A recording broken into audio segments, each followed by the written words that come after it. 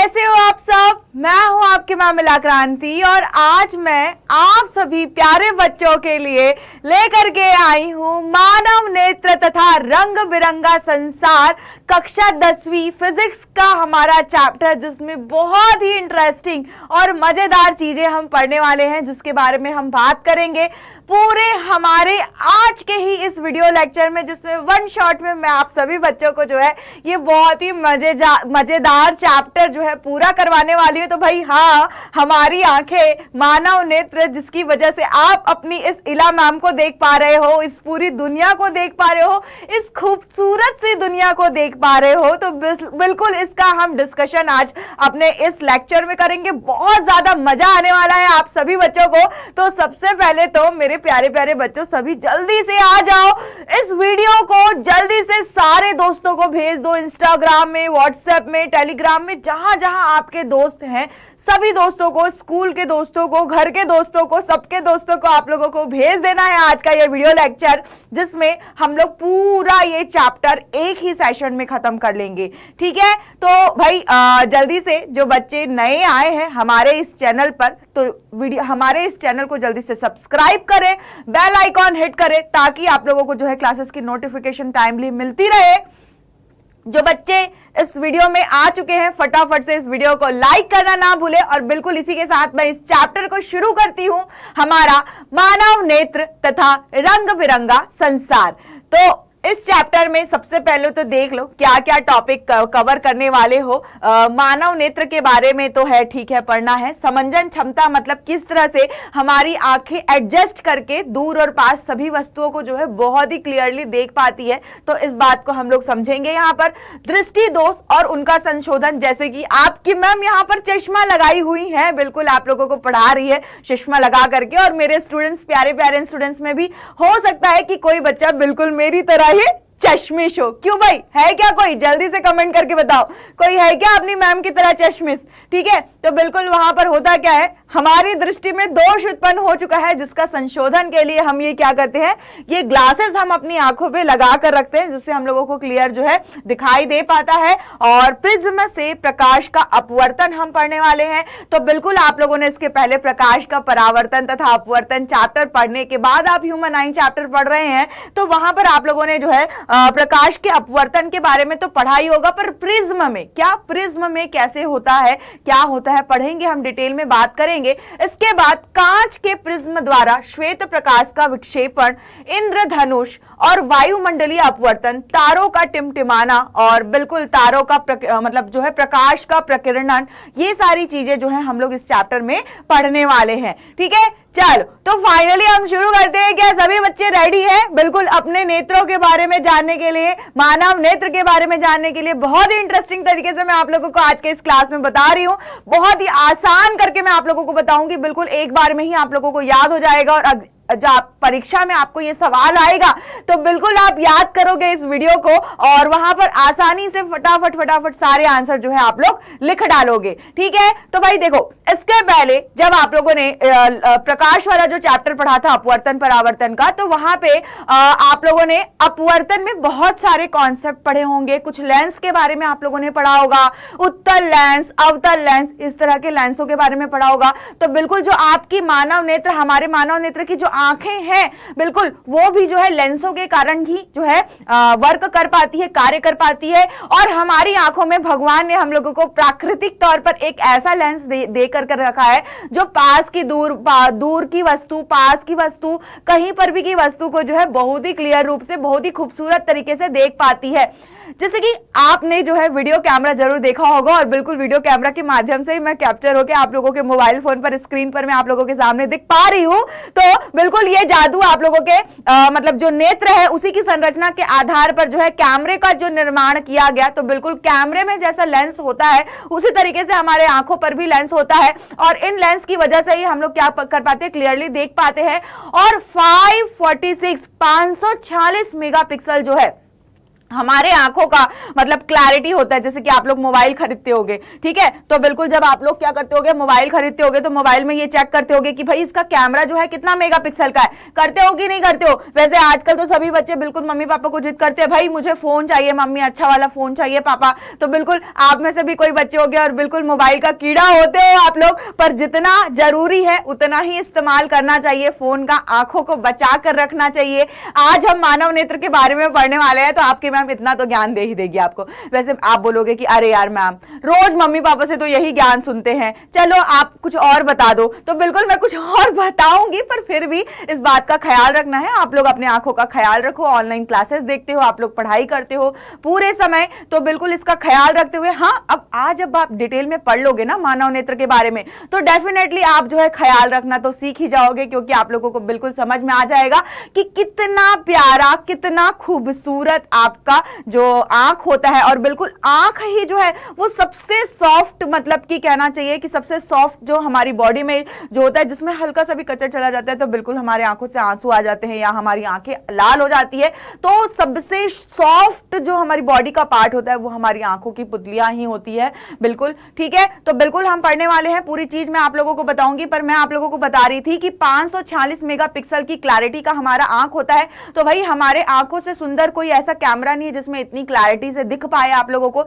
इतना clear visibility, मतलब कि एकदम मतलब क्लियर दिख पाना, वो बिल्कुल हमारी आंखों में ही मौजूद है। कितना भी आप जो है कैमरे में फिल्टर लगा करके फोटो खिंचवा लो या खींच लो या देख लो, फोटो देख लो, पर जो आंखों से क्लैरिटी जो दिखती है ना, मतलब जो भगवान ने जो नेचुरली हम लोगों को बना करके दिया है ना, इससे खूबसूरत और कोई भी दुनिया का कोई कैमरा नहीं है। तो बिल्कुल मतलब हम अपनी आंखों में पिक्चर्स ही कैप्चर करते हैं जिनको हम देख पाते हैं, जैसे कि आप हमें अभी देख पा रहे हो। तो बिल्कुल आप लोगों के सामने ये चित्र बना हुआ है, आप लोग देख पा रहे हो कि ये आंखों का जो मतलब आगे का हिस्सा होता है, जहां से प्रकाश जो है अंदर जो है प्रवेश करता है हमारी आंखों में, और बिल्कुल हमारी आंखों में किस प्रकार से मतलब हम लोगों को ये चीजें क्लियरली दिख पाती है। तो इसकी पूरी संरचना हम बहुत ही डिटेल में आराम से पढ़ने वाले हैं।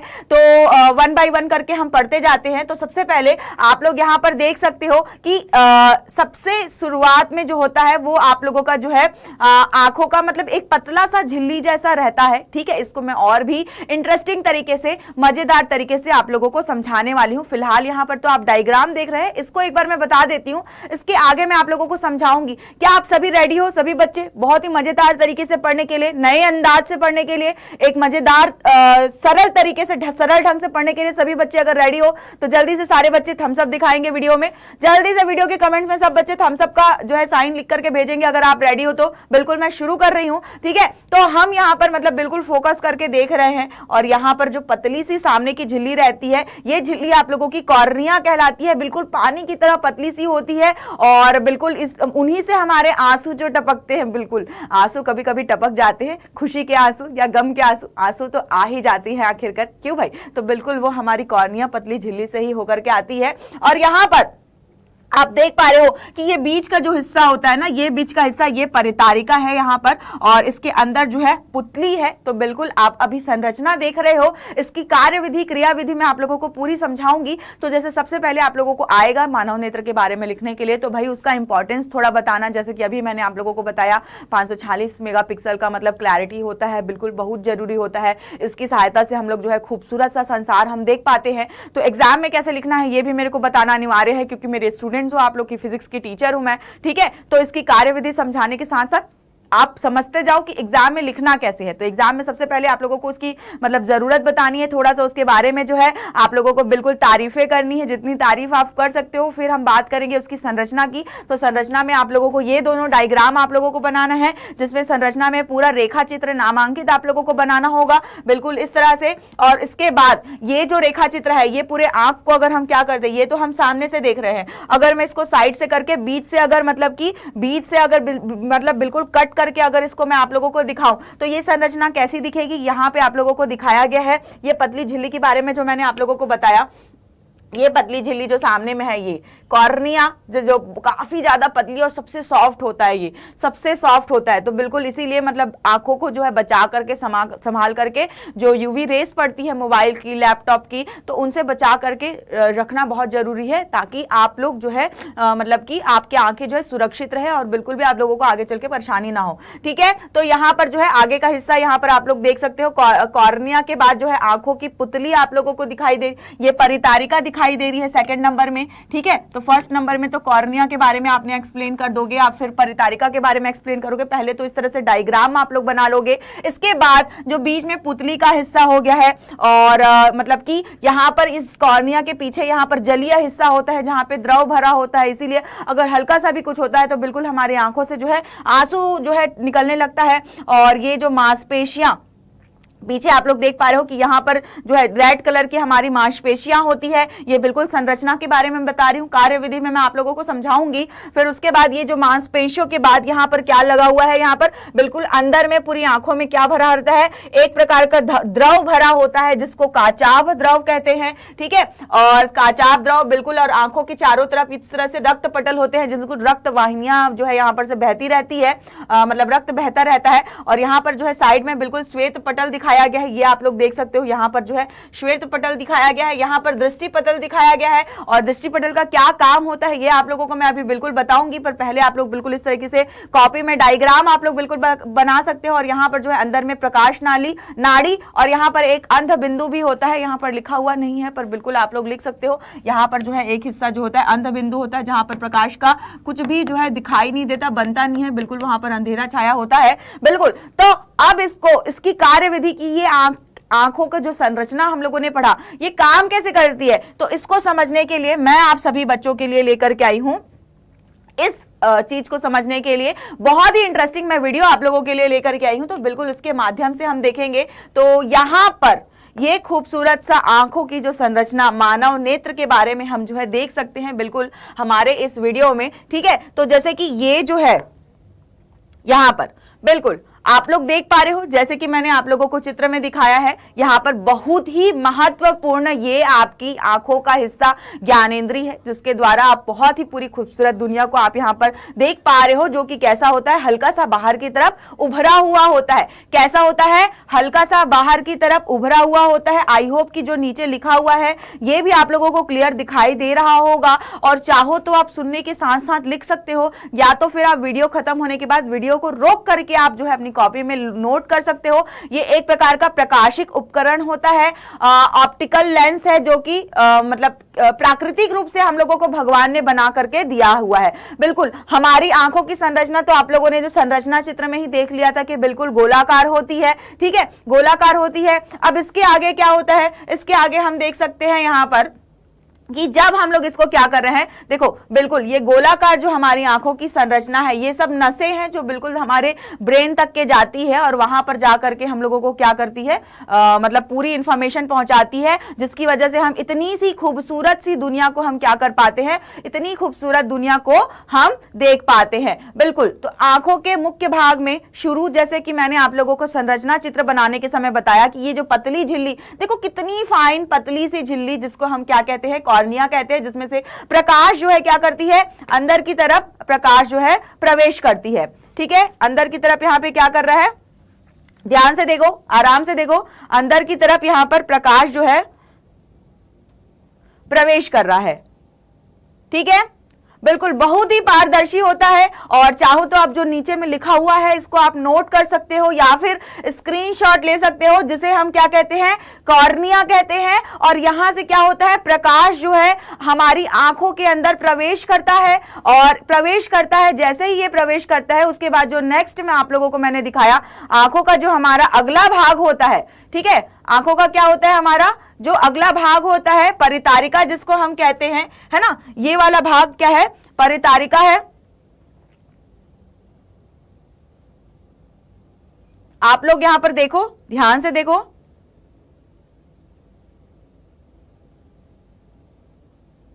ये बिल्कुल ठीक है।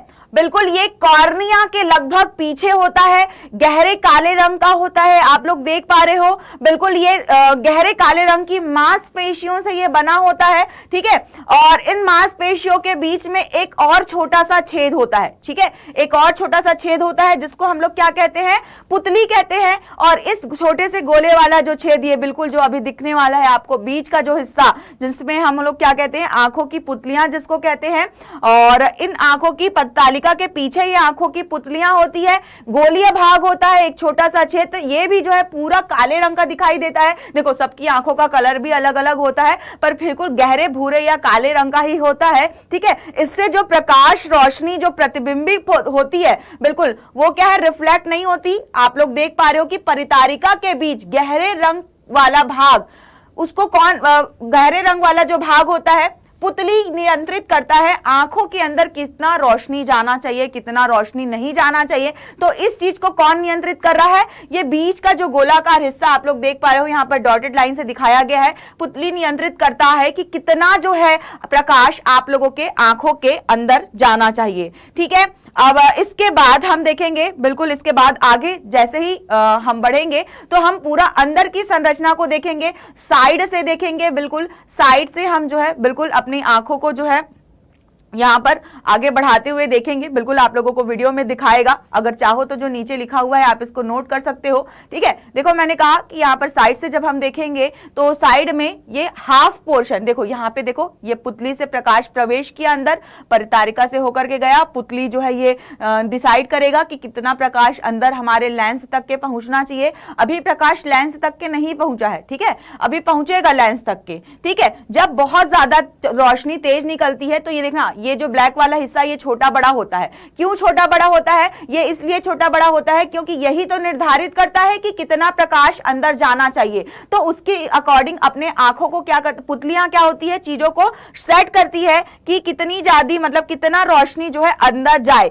ठीक है। तो यहां पे क्या लिखा हुआ है कि जब रोशनी की तीव्रता कम होती है, जब रोशनी की तीव्रता कम होती है या फिर हल्की होती है तो हमारी पुतलियां बड़ी हो जाती है, हमारी पुतलियां बड़ी हो जाती है। अब जब रोशनी बहुत ही तेज तरह से हमारी आंखों की तरफ आती है तो वहां पर क्या हो जाती है, हमारी जो पुतलियां हैं वो बिल्कुल छोटी छोटी हो जाती है। तो इस तरह से जो है ये आपकी पुतलियां फंक्शन करती है, जो बीच का अंदर का काला हिस्सा है, कि कैसे जो है कितनी रोशनी, क्योंकि देखो बहुत तेज रोशनी होगी तो हमको क्लियरली दिखाई नहीं देगा, फिर धुंधला धुंधला सा सारा कुछ दिखाई देने लगेगा, है कि नहीं। बिल्कुल अब यहां पर जब पुतली निर्धारित करती है कि कितना जाना चाहिए, है ना, कितना जाना चाहिए, जब ये पुतली निर्धारित करती है तो यहां पर फिर इसमें क्या होता है, कितना जाना चाहिए जब पुतली निर्धारित कर रही है, फिर उसके बाद ये अंदर जाता है हमारे, आप लोग एक बार मैं वीडियो को बैक करके दिखा देती हूँ, शायद थोड़ा सा आगे बढ़ गया है, हाँ बिल्कुल, हाँ बिल्कुल। तो ये दृष्टि पटल, ये जो रेटिना है, यहां पर लेंस के माध्यम से क्या होता है, यहां पर देखो ये जो छोटा सा हिस्सा दिख रहा है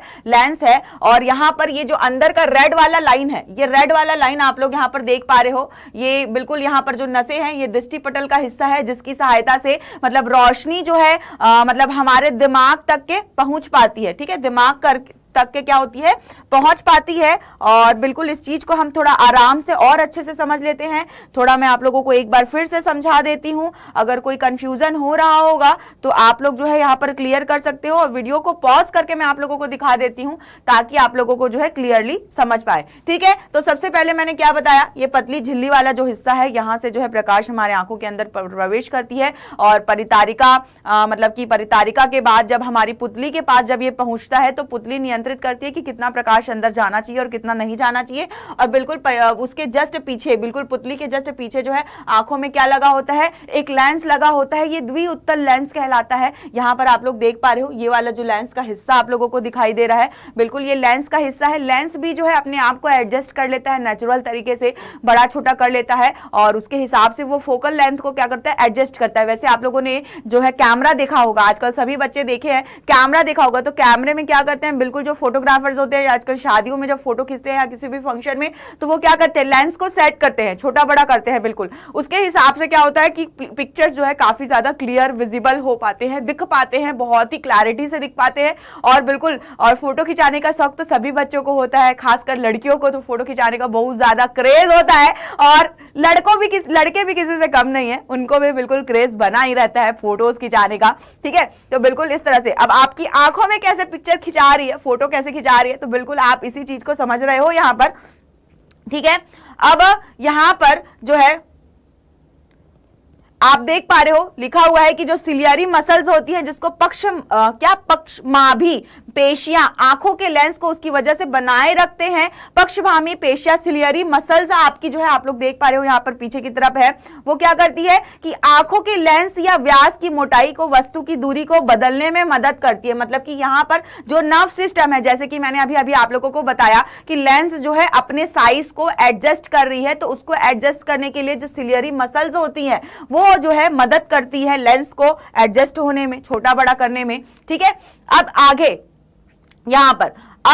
यहां पर आप देखो ये जो दिखा रहा है यहां पर बिल्कुल पक्षमाभी सिलियरी मसल्स दिखा रहा है, बिल्कुल नीचे में इस तरह का होता है, ठीक है, नीचे में डार्क कलर का होता है। अब आंखों के पिछले भाग में पीछे का जो हिस्सा वो दिखाया मैंने आप लोगों को, यहां पर ये जो है आपका दृष्टि पटल है, बहुत ही कोमल सूक्ष्म झिल्ली होता है, ठीक है, जहां पर ये जो लाइट है यहां पर जाकर के इस दृष्टि पटल पर पहुंचती है और नसों के द्वारा बिल्कुल नर्व सिस्टम, ये जो अंदर लगे हुए हैं नर्व सिस्टम, इसके द्वारा जो है हमारे मस्तिष्क तक हमारी इस इंद्री से, ये हमारी आंख एक इंद्री है ना, तो इस इंद्री से जो है बहुत ही संवेदनशील जितनी भी रोशनियां हैं दृष्टि पटल के माध्यम से जो है अंदर जाती है और बिल्कुल दृष्टि पटल और आंखों के लेंस के बीच में एक तरल पदार्थ भरा हुआ होता है, जो आप लोग यहां पर देख पा रहे हो, यहां पर तरल पदार्थ भरा होता है जिसको हम दृष्टि तंत्रिका कहते हैं और यहां पर बीच में अंध बिंदु स्पॉट होता है। ये अंध बिंदु स्पॉट बिल्कुल आप लोग जो है एक सेकेंड मैं थोड़ा सा बैक करती हूं आप लोगों को, ये आप ध्यान से देख लो,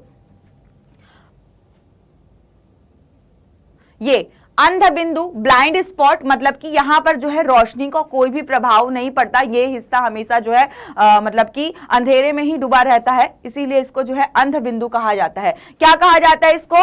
अंध बिंदु कहा जाता है, ठीक है। अब इसके आगे क्या होगा? अब इसके आगे अब हम लोगों को यह समझना है कि आंखों की समंजन क्षमता कैसी होती है। अब आंखों की समंजन क्षमता मैं आप लोगों को बताना चाहूंगी। समंजन क्षमता का मतलब क्या होता है? आंखों की समंजन क्षमता का मतलब यह होता है कि जैसे अभी अभी मैंने आप लोगों को बताया ना कि लेंस जो है, पुतली जो है अपनी साइज को बड़ा छोटा कर रही है, जब बहुत ज्यादा रोशनी आ रही है तब वो क्या कर रही है, मतलब कि वो बहुत ज्यादा रोशनी में पुतलियां जो है बिल्कुल छोटी सी हो जा रही थी और कम रोशनी में पुतलियां बड़ी हो जा रही थी, जिसकी वजह से हम जो है क्लियरली जो है प्रकाश हमारे अंदर जितना घुसना चाहिए अंदर लेंस में वहां तक कि वो घुस पा रहा था। और लेंस भी अपने साइज को क्या करता है, बड़ा छोटा करता है, मतलब बिल्कुल वहां पर अंदर में जितने भी नर्व सिस्टम होते हैं जिसको पक्षमाभी कहते हैं, उसकी सहायता से वो क्या कर रहा है, बिल्कुल लेंस को कंट्रोल कर रहा है। तो वो जो कंट्रोल करता है इसी को हम हिंदी में क्या कहते हैं, आंखों की समंजन क्षमता। आंखों की समंजन क्षमता, जो अपने आंख को वो एडजस्ट कर रहा है, लेंस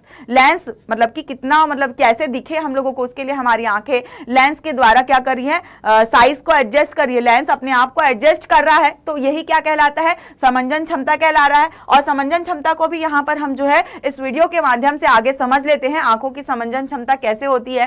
तो ये देखो, ये लेंस, बिल्कुल लेंस इसके साइड में आप लोगों ने देखा होगा रेड कलर का होता है, ठीक है।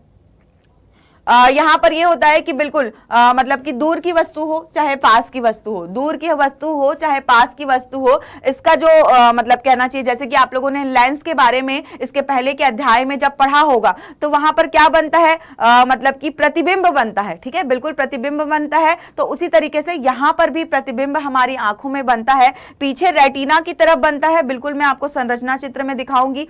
फोकस करता है हमारा ये लेंस, ठीक है, फोकस करता है, इसी को हम क्या कहते हैं, आंखों की समंजन क्षमता कहते हैं, बिल्कुल मैंने आप लोगों को बताया, ठीक है।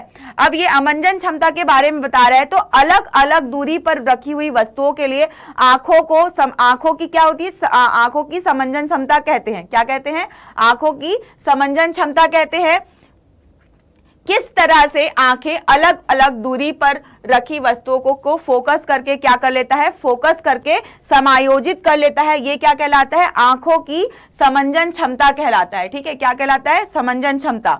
अब जब पक्षमाभी पेशियां क्या हो जाती है, शिथिल हो जाती है, मतलब कि अगर वो कमजोर हो जाएंगी तो उसकी वजह से क्या हो जाता है कि ये जो हमारी आंखों का जो लेंस है वो पतला हो जाता है ना। जो उत्तल लेंस यहाँ पर बीच में रखा हुआ है वो अपने आप को जो है बड़ा छोटा तो कर रहा है और मोटा पतला भी कर रहा है। तो ये पतला कब हो जा रहा है, जब हमारी ये जो साइड की पक्षभामी मसल्स जो मैंने आप लोगों को दिखाया था, ये अगर जब शिथिल हो जाता है तब इसकी फोकस दूरी बढ़ जाती है और हमको क्या होता है, जब ये लेंस पतला हो जाता है तो फिर हम लोगों को क्या होता है कि चीजें जो है साफ साफ दिखाई दे पाती है। ठीक है, कैसी दिखाई दे पाती है, जो वस्तुएं हैं हमको साफ साफ दिखाई दे पाती है। ये देखो, अब ध्यान से देखो, ये प्रकाश हमारी आंखों पर गया, लेंस में जाने के बाद यहाँ पर पीछे रेटिना होता है जहां पर प्रतिबिंब बनता है, और ये देखो बिल्कुल सुकड़ा, जो भी मैंने अभी आप लोगों को बताया वो आप लोगों को यहाँ पर दिखा रहा है, और बिल्कुल जो है मतलब इस तरह से कर्वेचर बनाते हुए यहाँ पर जो है क्या बन रहा है, बिल्कुल वस्तु का प्रतिबिंब उल्टा बन रहा है।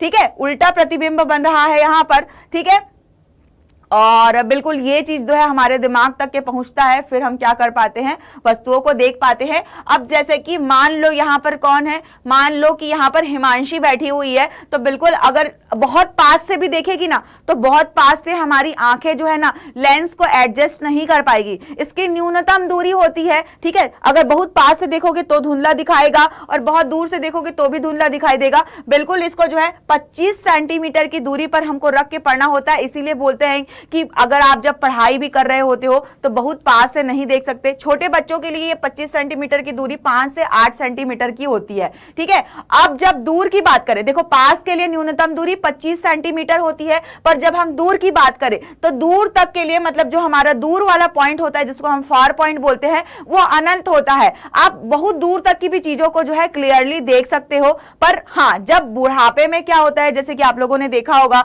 कि जो हमारे दादी दादा होते हैं उन लोगों की आंखों में क्या हो जाता है, मोतियाबिंद हो जाता है। ठीक है, मोतियाबिंद का मतलब क्या होता है कि ये जो आंखों का ये वाला जो हिस्सा है ना, सामने का हिस्सा कॉर्निया, ये जो है दूधिया हो जाता है। दूधिया मतलब आप लोग उनकी आंखों में भी अगर पास से झांक करके देखोगे ना तो आप लोगों को दिखाई देगा कि वो हल्का दूधिया हो जाता है, जिसकी वजह से उनको पास की चीज और दूर की चीज दोनों ही चीजें क्या होती है, दोनों ही चीजें जो है उनको बहुत ज्यादा क्लियर नहीं दिखाई दे पाती है। ठीक है, तो इस वजह से उसका इलाज, जब मोतियाबिंद का इलाज करना होता है तो उसका एक ही इलाज है, शल्य चिकित्सा के माध्यम से, मतलब कि ऑपरेशन करके जो आंखों की पुतली होती है उस पुतली को बदलना, चेंज करना। डॉक्टर क्या करता है, हमारी आंखों का जो सामने का लेंस का हिस्सा होता है ना, उस पूरे लेंस के हिस्से को जो है उभरा हुआ जो हिस्सा रहता है उसको बिल्कुल चेंज कर देता है, जिससे फिर हमारा जो मतलब कि जो बुजुर्ग लोग हैं जिनकी आंखों में मोतियाबिंद हो चुका रहता है तो उनका जो आंखों का पुतली जो दूधिया हो जाता है वो दूधियापन पूरा मतलब नायाब हो जाता है, रिप्लेस हो जाता है, वो नेचुरल नहीं होता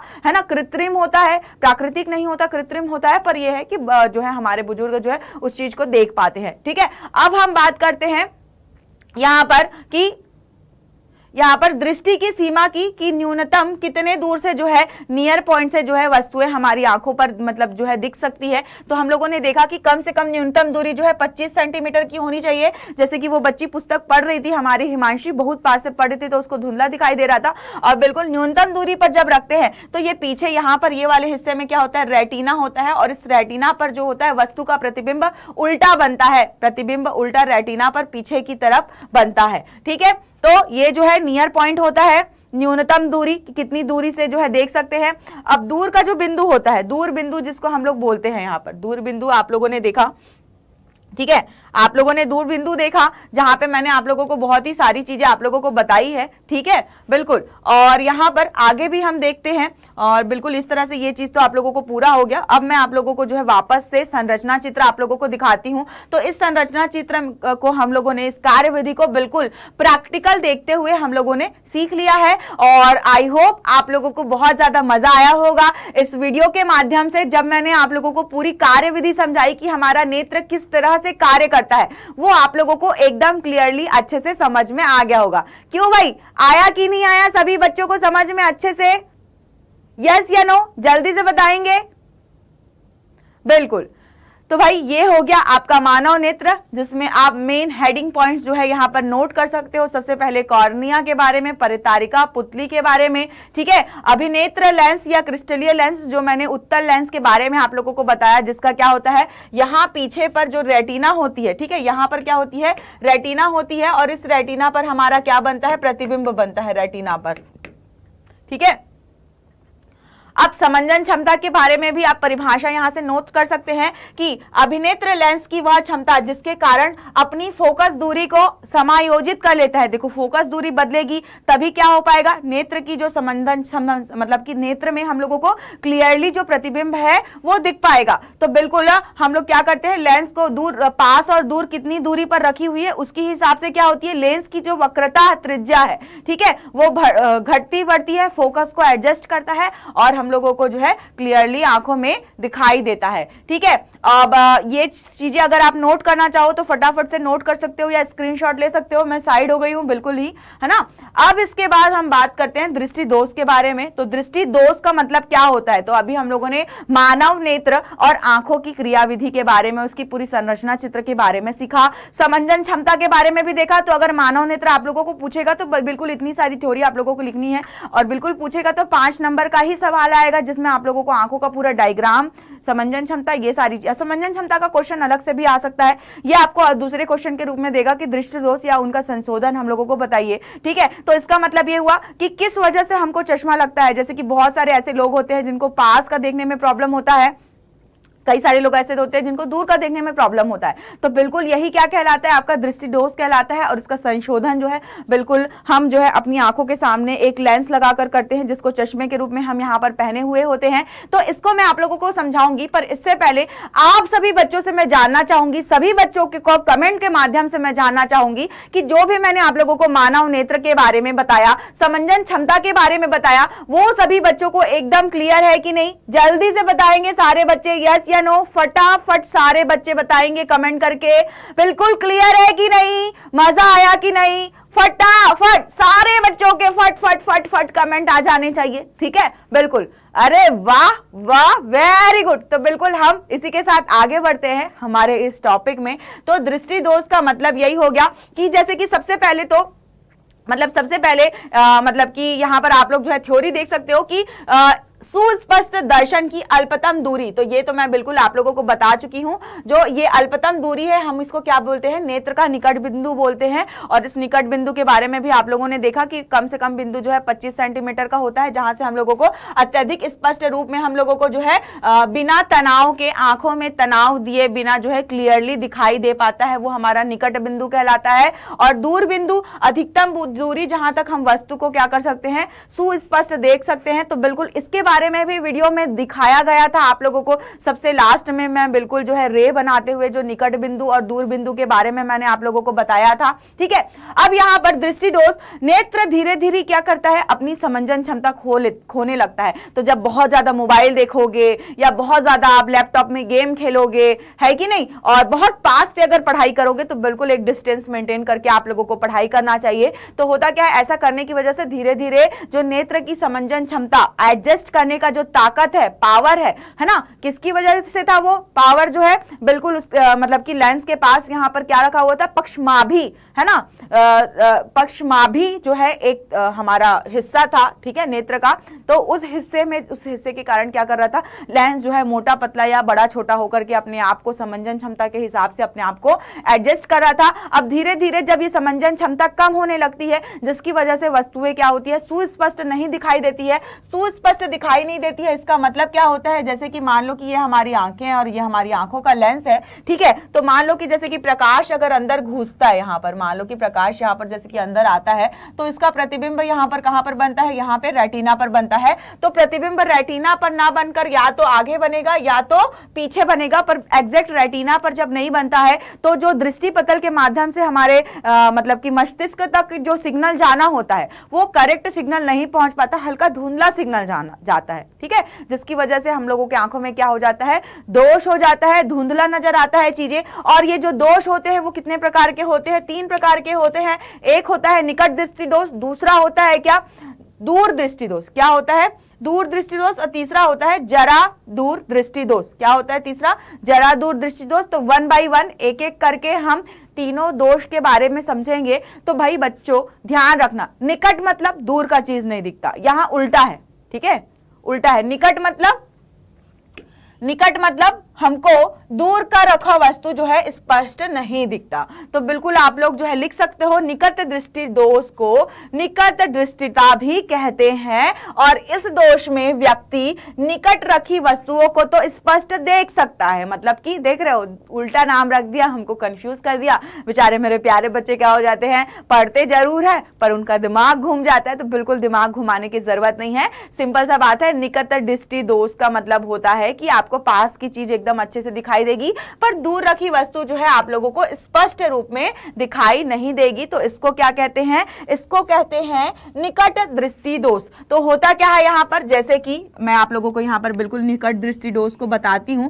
ये जैसे हमारी आंखें हैं, ठीक है, ये जैसे हमारी आंखें हैं और ये आंखों का उभरा हुआ हिस्सा है, ठीक है, और उभरे हुए हिस्से के बाद यहाँ पर आपका आंखों का लेंस रखा हुआ है, ठीक है। अब यहाँ पर जैसे कि मान लो कि क्या होगा, यहाँ पर जैसे कि मान लो कि प्रकाश पड़ा, ठीक है, तो ये दूर से आ रहा है प्रकाश मान लो, क्योंकि आपको यहाँ पर तो पास की वस्तु तो क्लियर दिखाई देगी। तो होना क्या चाहिए, इसका प्रतिबिंब जो है इस तरह से बिल्कुल हमारी इस रेटिना पर यहाँ पर बनना चाहिए। इसका प्रतिबिंब कहाँ पर बनना चाहिए? रेटिना पर बनना चाहिए। पर होता क्या है, यहाँ पर रेटिना पर ना बन करके ये कहाँ पर बनता है, ये बिल्कुल जो है इस तरह से आगे की तरफ बन जाता है। यहाँ पर बिल्कुल कुछ दूर आगे बन जाता है रेटिना की तरफ। तो जो हमारा यहाँ पर दृष्टि पटल होता है, ये वाला हिस्सा जो हमारा यहाँ पर दृष्टि पटल होता है, तो इस दृष्टि पटल की सहायता से जो होता है क्या है, सिग्नल, मतलब हमारी इस इंद्री का सिग्नल जो मतलब कि वहां आगे तक के इस दृष्टि पटल के माध्यम से ब्रेन तक के पहुंच पाता है, मस्तिष्क तक के पहुंच पाता है, वो क्लियर नहीं पहुंच पाता, जिसकी वजह से हम लोगों को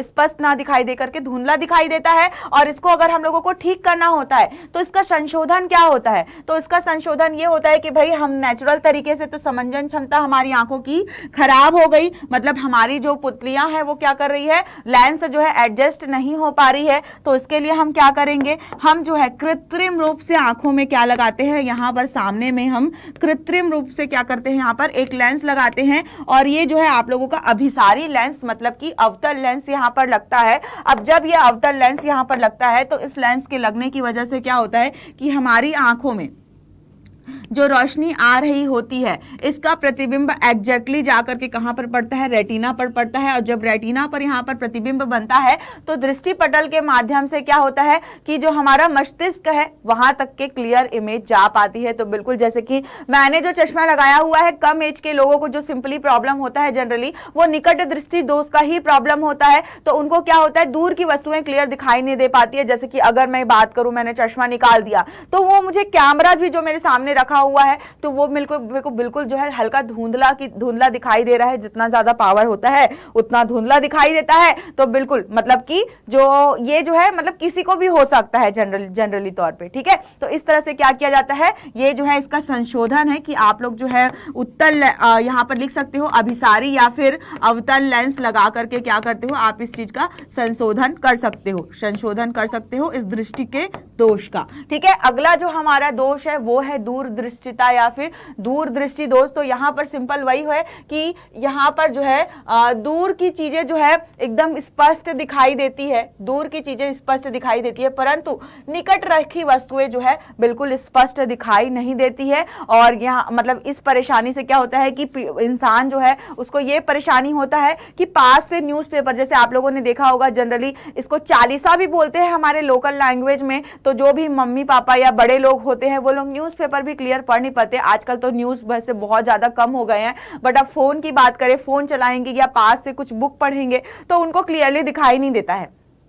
तो वो लोग ना प्लस नंबर का चश्मा लगाते हैं। हम लोग देखना हमेशा क्या करते हैं, प्लस नंबर का चश्मा लगाते हैं, या तो फिर एक ऐसा चश्मा लगाते हैं जो नीचे में यहाँ से जो है गोल शेप का रहता है। तो दादी नानी लोग को आप लोगों ने देखा होगा इस तरह का चश्मा लगाए हुए। तो उनको यही परेशानी होती है कि उनको पास की चीजें दिखाई नहीं देती है। तो जब उनको पास की चीजें नहीं दिखाई देती है तो यहाँ पर होता क्या है कि जो हमारा ये सामने का उभरा हुआ हिस्सा हो गया और ये जो हमारा आंखों का लेंस हो गया, और इन आंखों के लेंस से जब यहाँ पर रोशनी जो है पास के हिस्से से जो जब अंदर आती है, मान लो कि जैसे ये पास हिस्सा है ना, निकट बिंदु है मान लो आप लोगों का, और इट्स निकट बिंदु से आप लोगों का क्या हुआ, निकट बिंदु से मान लो कि आया, तो ये जाकर के रेटिना पर ना बन करके क्या हो जाता है, हमारी रेटिना के पीछे यहाँ पर क्या बनता है, प्रतिबिंब यहाँ पर बनता है। ठीक है, तो ये किस दोष के कारण होता है, ये जो है आपके बिल्कुल दूरदृष्टि दोष के कारण होता है। अब जो है या इसका जो निवारण किया जाता है, तो इसका निवारण करने के लिए क्या किया जाता है कि जो हमारी मतलब आंखें होती है, तो एजेड लोग जो होते हैं यहाँ पर जो है बिल्कुल उत्तल लेंस का प्रयोग करते हैं। चश्मे में क्या करते हैं, उत्तल लेंस का प्रयोग करते हैं। तो उत्तल लेंस के प्रयोग से क्या होता है, जो निकट बिंदु से यहाँ पर जो है निकट बिंदु से, ठीक है, वो जो है क्या होता है, ये बिल्कुल जो है इस तरह से निकट बिंदु से होते हुए बिल्कुल ये रेटिना पर इसका एग्जैक्टली प्रतिबिंब बन पाता है। रेटिना के पीछे ना बन करके कहां पर बन पाता है, रेटिना पर बन पाता है, जिसके बाद दृष्टि पटल की सहायता से क्या होता है, हमारे मस्तिष्क तक जो है वो बिल्कुल पहुंच पाता है सिग्नल, और वहां पर आप लोगों को क्या होता है, जो चीजें हैं वो बिल्कुल क्लियर दिखाई दे पाती हैं। ठीक है, बिल्कुल क्लियर दिखाई दे पाती है। अब हम जो है तीसरे दृष्टि दोष के बारे में बात कर रहे हैं यहाँ पर। तो हमारा जो तीसरा दृष्टि दोष है, इसको हम बोलते हैं जरा दूर दृष्टि दोष। क्या बोलते हैं इसको, जरा दूर दृष्टि दोष, जिसको बोलते हैं किसी मानव की आयु में वृद्धि के साथ उसकी नेत्र की समंजन क्षमता घटने लगती है। तो मतलब यहाँ पर समस्या नहीं, यहाँ पर मतलब कि एज के साथ मतलब ये नेचुरली हो जाता है कि मतलब कि बहुत उम्र हो गया, मान लो कि 50-60 साल का उम्र हो गया, तो उसके बाद क्या होता है, दूर और पास दोनों का नहीं दिखाई देने लगता, क्योंकि उसकी नेत्र की समंजन क्षमता अपने आप उम्र के साथ साथ घटती चली गई। तो इसको क्या बोलते हैं, जरा दूर दृष्टि दोष।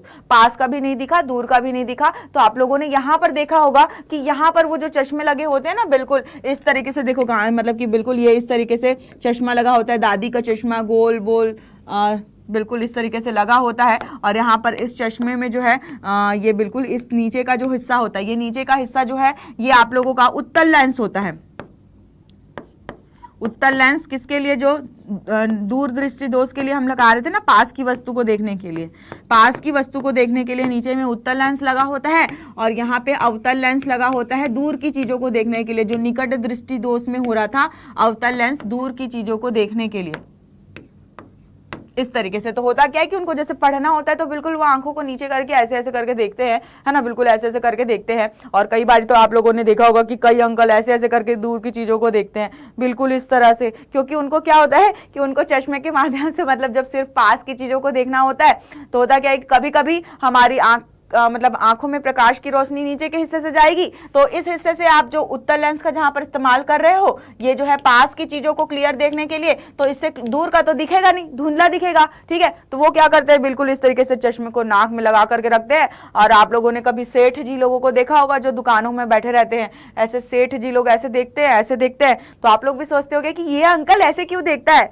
ये मोटा अंकल जेठालाल ऐसा देखता क्यों है। ठीक है, तो बिल्कुल इसी तरीके से देखते हैं, है कि नहीं। तो बिल्कुल आप लोग जो है जितना भी मैंने अभी आप लोगों को बताया वो सब आप नोट कर सकते हैं। मोतियाबिंद के बारे में मैं आप लोगों को ऑलरेडी बता ही चुकी हूं कि कभी कभी क्या होता है कि अधिक आयु के साथ व्यक्तियों का जो क्रिस्टलीय लेंस है वो क्या हो जाता है, दूधिया या फिर धुंधला हो जाता है। तो बिल्कुल इसकी स्थिति को हम लोग क्या बोलते हैं, मोतियाबिंद कहते हैं। और पूर्ण रूप से यहाँ पर क्या हो जाता है, मोतियाबिंद के कारण नेत्र दृष्टि में कमी हो जाती है या फिर दृष्टि का हमारा क्षय हो जाता है। तो इसका संशोधन केवल और केवल ऑपरेशन के द्वारा ही किया जा सकता है, केवल और केवल ऑपरेशन के द्वारा ही किया जा सकता है। ठीक है, तो फटाफट से आप नोट कर सकते हो जो भी मैंने अभी आपको पढ़ाया है। तो भाई पूरा मैंने आप लोगों को मानव नेत्र के बारे में बता दिया, सारी चीजें। आई होप आप लोगों ने पूरी चीजें जो है नोट कर ली होंगी। बिल्कुल इसके बाद मानव नेत्र के बाद हम लोगों को जो है पढ़ना है प्रिज्म के अपवर्तन के बारे में। तो भाई आप लोगों ने अपवर्तन तो बिल्कुल पढ़ा ही होगा इसके पहले वाले लेक्चर,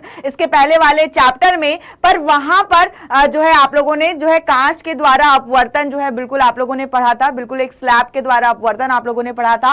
बट यहां पर हम जो है प्रिज्म से प्रकाश का अपवर्तन जो है पढ़ रहे हैं, वो बिल्कुल इसीलिए क्योंकि ये हमारे रंग बिरंगे संसार का हिस्सा है। और बिल्कुल प्रिज्म से प्रकाश का जब अपवर्तन होता है तो किस तरह से हमें जो एक सफेद रंग की प्रकाश किरण है 7 रंगों में विभक्त होकर के दिखाई देती है, ये जादूगरी आज हम लोग समझेंगे। पर उसके पहले हम लोग यहाँ पर जो है थोड़ा सा प्रिज्म को समझ लेते हैं और बिल्कुल प्रिज्म से किस तरह से प्रकाश का विक्षेपण होता है, जिसकी वजह से हम लोगों को एक श्वेत प्रकाश की किरण जो है बिल्कुल 7 रंगों में विभक्त होकर के दिखाई देती है। और आइजैक न्यूटन साहब ने किस तरह से प्रयोग किया, जिससे मतलब बिल्कुल इस प्रयोगों को भी हम लोग समझेंगे कि स्पेक्ट्रम के बारे में और किस तरह से 7 रंगों में विभक्त होता है, इसके थ्योरी को जो है हमें बिल्कुल बताया गया होगा। तो बिल्कुल आप लोग जो है प्रकृति में इस चीज को, जो हमारा रंग बिरंगा संसार है, वहां पर इंद्रधनुष के रूप में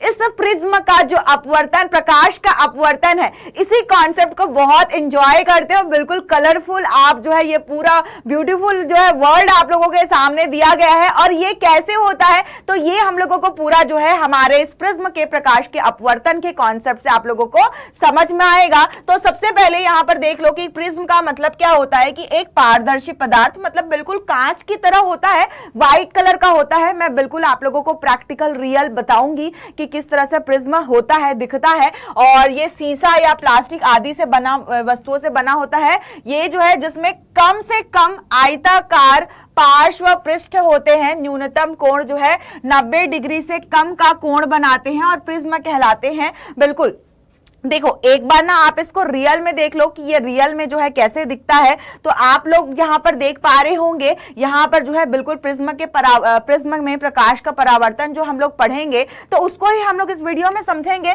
पर समझने से पहले मैं बिल्कुल आप लोगों को इमेजिन करवाना चाहती हूँ। आप लोग यहाँ पर देख लो कि जो है यहाँ पे रखा हुआ है, ये आप लोगों को एक्सप्लेन करूंगी मैं बाद में एक्सप्लेन करूंगी। पर ये जो बीच में रखा हुआ हिस्सा है ना, तो आप लोग इसमें देख पा रहे हो कि सामने का हिस्सा जो है त्रिभुज की आकृति का है, पीछे का हिस्सा त्रिभुज की आकृति का है। पर जो इसके दोनों के साइड के हिस्से हैं, ये आयताकार आकृति के होते हैं। तो आई होप आप लोगों ने अपने स्कूल में प्रिज्म देखा होगा। ये बिल्कुल आप लोग प्रैक्टिकल करके देख सकते हो। मैं आप लोगों को बिल्कुल यहाँ पर प्रैक्टिकल आप लोगों को पूरा करके दिखाऊं, मतलब यहाँ वीडियो के माध्यम से आप लोगों को दिखाऊंगी, पूरा समझाऊंगी कि कैसे यहां पर जो है प्रिज्म में प्रकाश का अपवर्तन होता है। तो बिल्कुल ये प्रिज्म जो है, इसका हम लोगों ने जो त्रिभुज वाला सामने का हिस्सा है, उस हिस्से को यहां पर, मतलब सामने का जो यहां पर दिख रहा है छवि, उस छवि को दिखाते हुए यहां पर मैंने आप लोगों के लिए डायग्राम लेकर के आया है। ठीक है, तो जैसे आप लोगों ने प्रकाश के अपवर्तन परावर्तन में पढ़ा है, ठीक उसी तरीके से यहां पर भी आप लोगों को समझते जाना है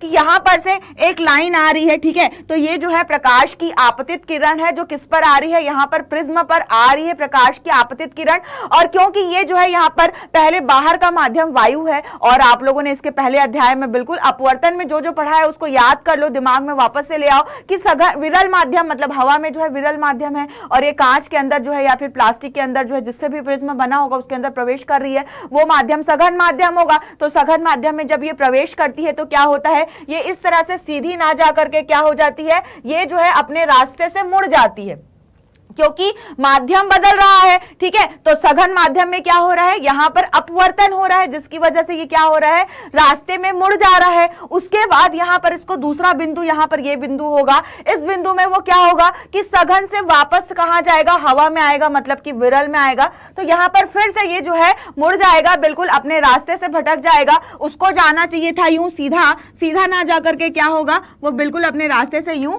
भटक जाएगा। ठीक है, तो मतलब कि एक्चुअल में जब ये मान लो कि माध्यम ना होता तो इसका रास्ता, इसका पथ क्या होता, ये जो मैंने पिंक कलर से यहां पर बनाया है, बिल्कुल इस दिशा में होता। ठीक है, परंतु इस प्रिज्म के कारण ये गया कहां पर, ये प्रिज्म के कारण गया इधर, फाइनली इधर गया प्रिज्म के कारण। तो जो इधर गया, ठीक है, तो ये जो है निर्गत किरण है। ये क्या है, निर्गत किरण। तो आप लोग सबसे पहले यहां पर देख लो, ये जो है आपतित किरण है। इस आपतित किरण को जो है यहां पर PE से दर्शाया गया है। आपतित किरण को कहां से दर्शाया गया है, PE से दर्शाया गया है। आपतित किरण बिल्कुल नीचे लिखा हुआ है, अगर आप लोगों को क्लियर नहीं दिख पा रहा होगा तो मैं आपको बोल के बता देती हूं। PE जो है आपतित किरण है, और इसके बाद EF यहां पर लिखा हुआ है, इस बिंदु पर F लिखा हुआ है, ये जो है अपवर्तित किरण है। ठीक है, प्रिज्म के अंदर जो अपवर्तन हुआ, इसके बाद F से यहां पर S लिखा हुआ है। ठीक है, ये F से S जो है ये निर्गत किरण है, जहां से प्रिज्म से बाहर जो है किरण बाहर चली जाती है। है, ठीक है।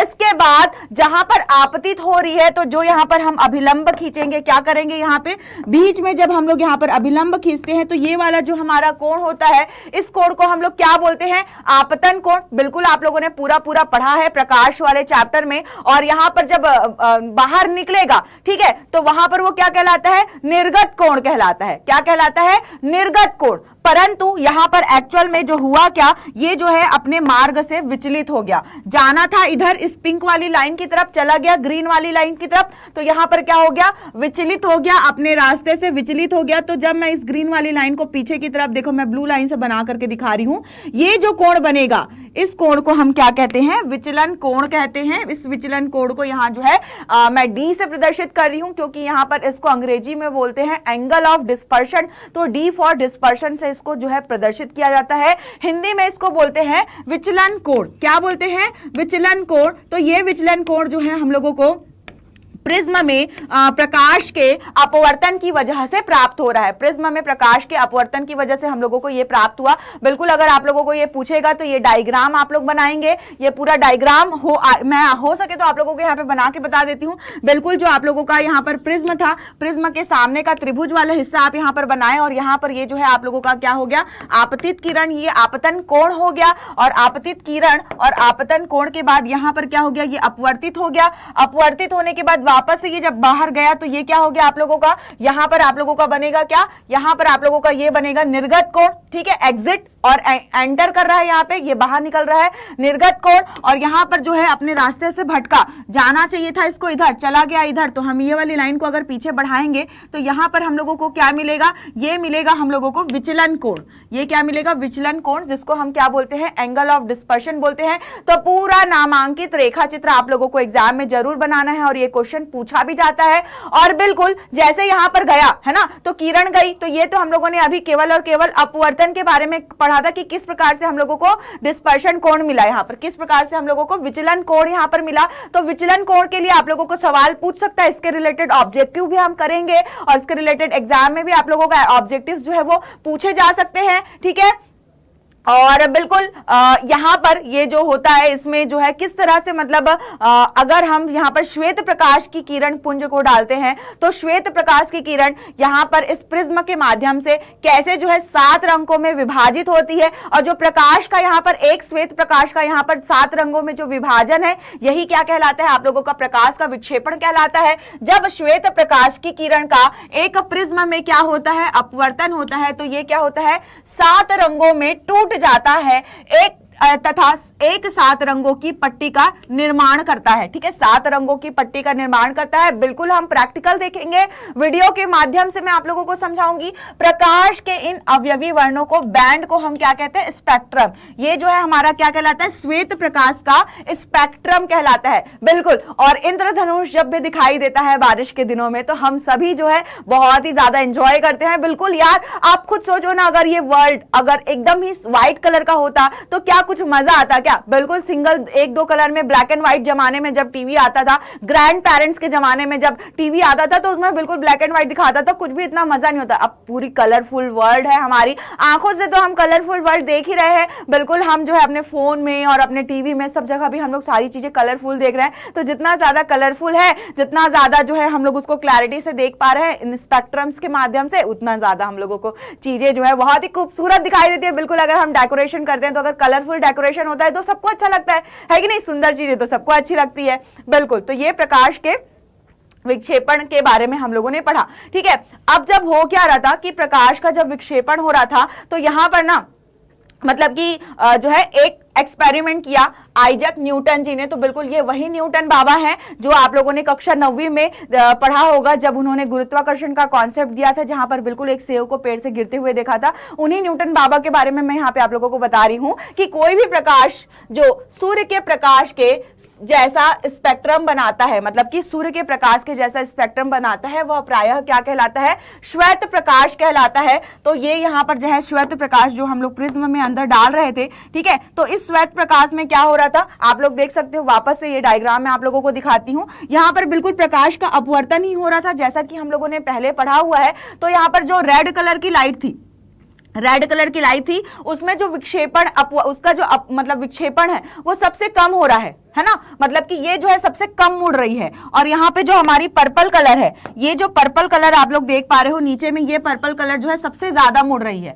सबसे ज्यादा मुड़ रही है। तो बिल्कुल यहाँ से आप लोगों को सवाल मिलेगा कि लाल रंग जो है मतलब सबसे कम मुड़ती है, ज्यादा मुड़ती है, बीच में रहती है, क्या रहती है, इस तरह से आप लोगों को ऑब्जेक्टिव क्वेश्चन आएंगे बिल्कुल। और यहाँ पर आप लोगों को जैसे कि यहाँ पर जो है इसका कोण जो बन रहा है, ये वाला कोण, ठीक है, बिल्कुल ये वाला कोण जो जिसको हम क्या बोलते हैं, विचलन कोण। तो यहाँ पर आपको सवाल आएगा कि लाल रंग का विचलन कोण ज्यादा होता है कि पर्पल कलर का विचलन कोण ज्यादा होता है। तो बिल्कुल इस तरह के आप लोगों को ऑब्जेक्टिव क्वेश्चंस की प्रैक्टिस आप लोगों को लगातार करनी है। और यहाँ इस माध्यम से आप लोग यहाँ पर देख ही रहे हो, आर फॉर रेड है, यहाँ पर आर फॉर यहाँ पर क्या है, रेड है, और यहाँ पर जो है वी फॉर वायलेट है, ठीक है, V for violet, purple colour, violet colour की बात कर रहे हैं हम यहाँ पर, ठीक है। तो आप लोग यहाँ पर देख पा रहे हो कि जो रेड कलर है वो कम मुड़ रही है और कम मुड़ रही है और बिल्कुल जो है बिल्कुल दूसरे में जा रही है, तो वहां पर भी, और वायलेट जो है सबसे ज्यादा मुड़ रही है। तो यहाँ पे जो विक्षेपण कोण है आपका, विचलन कोण, वो यहाँ पर क्या होगा, विक्षेपण जो हो रहा है, वैसे तो 7 भागों में जो बढ़ रहा है उसको हम विक्षेपण कह रहे हैं, तो पर यहाँ पे जो विचलन हो रहा है वो सबसे ज्यादा किस में हो रहा है, जो हम लोगों का बैंगनी रंग है उसमें हमारा जो है प्रकाश का सबसे ज्यादा विक्षेपण हो रहा है, ठीक है। और बिल्कुल वापस से जैसे कि हम लोगों ने यहाँ पर पहले 2 प्रिज्म लगाए हैं, एक पहला प्रिज्म है हमारा, दूसरा प्रिज्म है। तो पहले प्रिज्म से जो हम लोगों को 7 रंगों में बट करके यहाँ पर मिली, पहले प्रिज्म में हम लोगों को क्या हुआ, जैसे हम लोगों ने श्वेत प्रकाश डाला तो यहाँ पे हम लोगों को 7 कलर्स मिले, 7 कलर्स मिले, ठीक है। अब ये 7 कलर्स को वापस से हम लोगों ने क्या किया, प्रिज्म को उल्टा रख दिया और उल्टे प्रिज्म में रख करके इन 7 कलर को इसमें भेजा, तो वापस से हम लोगों को क्या प्राप्त हुआ, सफेद कलर प्राप्त हुआ। तो बिल्कुल जो है ये एक्सपेरिमेंट प्रैक्टिकली करा जा सकता है, देखा जा सकता है, बिल्कुल, है ना। और बिल्कुल इस वर्ण विक्षेप, इस जो प्रकाश का विक्षेपण जो है, इस प्रकाश के विक्षेपण के वजह से ही बिल्कुल जो पानी की बूंदे हैं, पानी की बूंदों में भी है बिल्कुल इस तरह से जो है विक्षेपण होता है, बिल्कुल इसको भी मैं समझाऊंगी। और जिसकी वजह से हम लोगों को क्या दिखाई देता है, ये रंग बिरंगा इंद्रधनुष दिखाई देता है, बिल्कुल 7 कलर का बहुत ही खूबसूरत जो है नजारा हम लोगों को यहाँ पर हम देख रहे हैं अपनी स्क्रीन पर। और बिल्कुल ये कैसे होता है, प्रिज्म में कैसे विक्षेपण होता है, तो बिल्कुल इसको हम समझेंगे यहाँ पर हमारे इस वीडियो के माध्यम से कि इंद्रधनुष में जो विक्षेपण देखा जाता है वो किस तरह से देखा जाता है, ठीक है। तो आइए समझते हैं प्रिज्म में प्रकाश का परावर्तन, ठीक है, श्वेत प्रकाश का परावर्तन बिल्कुल वही बता रहा है जो मैंने आप लोगों को बताया कि इंद्रधनुष जो है बिल्कुल किस वजह से बनता है, जिसको हम लोग क्या करते हैं, बिल्कुल एंजॉय करते हैं। और यहाँ पर जो है अभी हम एक्सपेरिमेंट करेंगे जिसमें हम क्या लेते हैं, यहाँ पर एक जो है हम लोगों ने पुट्ठा लिया हुआ है, गत्ता जिसको बोलते हैं, और बीच में हम लोगों ने क्या किया हुआ है, यहाँ पर बीच में यहाँ पर हम लोगों ने बिल्कुल छेद कर दिया हुआ है ताकि जो है इस हिस्से से केवल जो है श्वेत प्रकाश की किरण जो हम यहाँ पर बल्ब से दे रहे हैं, ये श्वेत प्रकाश की किरण जो है अंदर जाएगी। और जैसे ही ये अंदर जाएगी तो यहाँ पर क्या रखा हुआ है, टेबल में एक प्रिज्म रखा हुआ है और आप यहाँ पर एकदम क्लियरली देख सकते हो, एकदम क्लियरली देख सकते हो कि श्वेत प्रकाश की किरण इस प्रिज्म में आई और यहाँ पर क्या हुआ, प्रिज्म के अंदर जो है प्रकाश का अपवर्तन हुआ और अपवर्तन की वजह से ये क्या हो गया, 7 रंगों में विभक्त हो गया, जिसको हम प्रकाश का विक्षेपण कहते हैं और प्रकाश का विक्षेपण कहते हैं। काफी खूबसूरत सा हम लोगों को दिखाई दे रहा है। और अगर हमारे सामने यहाँ पर कोई स्क्रीन बनी हुई है तो आप लोग देख रहे हो लाल रंग की जो लाइट है वो सबसे कम यहाँ पर जो है मूर्ति है, यहाँ पर जो है इसका विचलन कोण सबसे कम होगा, जबकि जो हमारा यहाँ पर जो वायलेट कलर है इसका जो है विक्षेपण सबसे ज्यादा होगा। और बीच में हमारे 7 कलर्स है, इंद्रधनुष के 7 कलर्स आप देख सकते हो। और बिल्कुल नीचे का जो है हमारा वो हमारा वायलेट है, वायलेट मतलब कि बैंगनी रंग है, बैंगनी के बाद हमारा जो है ऊपर में आप लोग देख सकते हो नीला रंग है, नीले के बाद ग्रीन, येलो, ऑरेंज और रेड, इस तरह से जो है हम लोगों के 7 रंग हम लोगों को दिखाई देते हैं। बिल्कुल 7 कलर्स हम लोगों के, इसको हम लोग क्या बोलते हैं, स्पेक्ट्रम बोलते हैं। प्रकाश के विक्षेपण की वजह से ये स्पेक्ट्रम हम लोगों को दिखाई दिया, ठीक है। तो ये हम लोगों ने खूबसूरत सा वीडियो देखा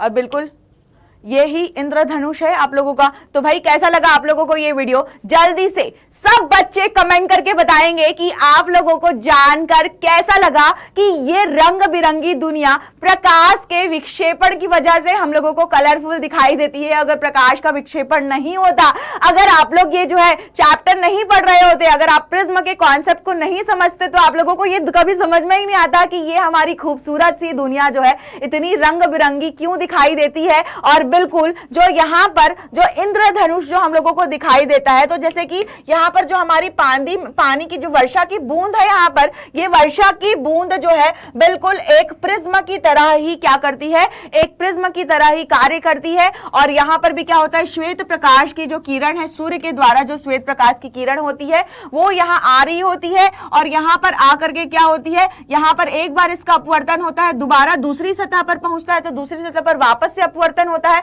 अपवर्तन के बाद ये हम लोगों को इस तरह से जो है यहाँ पर हम लोगों को क्या दिखाई देता है, बिल्कुल 7 रंगों में विभक्त हुआ हम लोगों को प्रकाश का विक्षेपण हुआ, 7 इंद्रधनुष के कलर दिखाई देते हैं और बहुत सारी पानी की वर्षा की बूंदें होती है। तो याद रखना ये इंद्रधनुष आप लोगों को कब दिखाई देता है, जब बारिश भी हो रही होती है और पीछे से सूर्य अगर निकल जाए, मतलब सूर्य, बादल हटेगा तो सूर्य निकलेगा और जैसे ही सूर्य निकलेगा तो जो बारिश की बूंदें हैं तो बारिश की बूंदों पर प्रकाश पड़ेगा। अब सूर्य जो है बादल से ढका रहेगा तो कोई भी प्रकाश नहीं आएगा, तो बादल की मतलब बारिश की बूंदों पर जब बादल मतलब किसी एक हिस्से का बादल हट गया, दूसरे हिस्से में बादल छाए हुए हैं और वहां से बारिश हो रही है, यहां से सूर्य निकल गया सूर्य यहां से पानी की बूंदों पर पड़ा और खूबसूरत सा हम लोगों को इंद्रधनुष दिखाई दिया। चलो तो भाई किसको किसको मजा आया ये वायुमंडल के बारे में आप लोगों को देख करके, तो बिल्कुल हम यहां से जो है हमारा नेक्स्ट टॉपिक शुरू करते हैं वायुमंडलीय अपवर्तन के बारे में। तो वायुमंडलीय अपवर्तन कैसे होता है, तो ये हमारा जो वायुमंडलीय अपवर्तन होता है, बिल्कुल क्योंकि हमारे वायुमंडल में जो है हर ऊंचाई पर अलग अलग घनत्व पाए जाते हैं,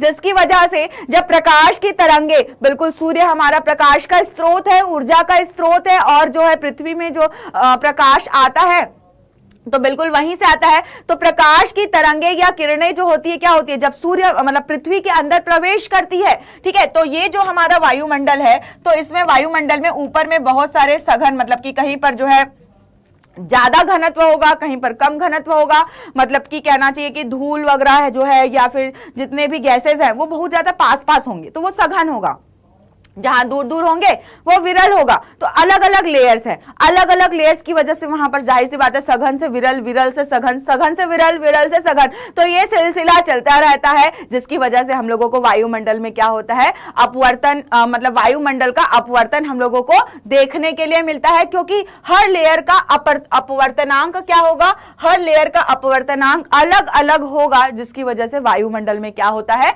वायुमंडल में अपवर्तन होता है। तो आप लोगों ने देखा होगा इस वायुमंडलीय अपवर्तन के कारण बहुत सारी चीजें आप लोगों को दिखाई देती है, जिसमें हम लोग जानने वाले हैं कि तारे क्यों टिमटिमाते हैं। तो बिल्कुल हमें जो रात को तारे दिखाई देते हैं वो बिल्कुल वायुमंडल में होने वाले अपवर्तन की वजह से ही टिमटिमाते हैं। कैसे टिमटिमाते हैं, क्या होता है, ये पूरा कॉन्सेप्ट मैं आप लोगों को सिखाऊंगी। और क्या होता है, तारों के टिमटिमाने के अलावा हमको ये भी चीज देखने के लिए मिलती है कि सूर्य जो है अपने मतलब एग्जैक्ट टाइम में सूर्योदय से पहले 2 मिनट पहले हम लोगों को सूर्योदय दिखाई देता है, और जब सूरज जो है बिल्कुल सूर्यास्त जब हो जाता है उसके 2 मिनट बाद तक भी हम लोगों को पृथ्वी से दिखाई देता है। तो ये बिल्कुल जो है वायुमंडल के अपवर्तन के कारण ही होता है, और बहुत सारी चीजें वायुमंडल में अपवर्तन के कारण होती है। तो हम लोग बहुत सारे जो है नेचुरल फेनोमेनास के बारे में, मतलब जितने भी प्राकृतिक चीजें हैं उन सभी चीजों के बारे में हम पढ़ रहे हैं। तो आइए जानते हैं कि तारों का टिमटिमाना कैसे होता है। तो बहुत ही खूबसूरत सा हमारा आसमान होता है,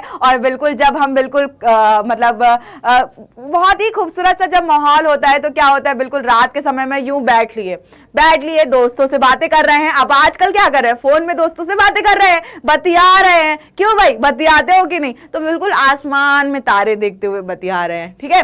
फिर क्या हुआ, अब जब आसमान में तारे देखते हुए बतिया रहे हैं तो तारे जो है हम लोगों को टिमटिमाते हुए नजर आ रहे हैं। अब ये तारे टिमटिमा क्यों रहे हैं, तो सबसे पहली बात तो ये हमारे पृथ्वी से बहुत ज्यादा दूर होते हैं। बिल्कुल पृथ्वी से बहुत ज्यादा दूर होने के कारण ये हम लोगों को कैसे दिखाई देते हैं, बहुत ही छोटे छोटे दिखाई देते हैं। और बिल्कुल इस चीज को हम लोग जो है एकदम प्रैक्टिकली, मतलब वीडियो के माध्यम से, बहुत ही इंटरेस्टिंग वीडियो के माध्यम से देखेंगे तो आप लोग देख सकते हो कि हमारा जो है मतलब जो हमारा आकाश गंगा होता है, जिसमें मतलब बिल्कुल इस आकाश गंगा में आप लोग देख सकते हो, बिल्कुल शुरू से ये वीडियो लगाती हूं मैं, बिल्कुल ये पीछे कर दिया मैंने। गैलेक्सी है हमारी आकाश गंगा, जिसमें बहुत सारे ग्रह, तारे, नक्षत्र, बहुत सारी चीजें हैं हमारी।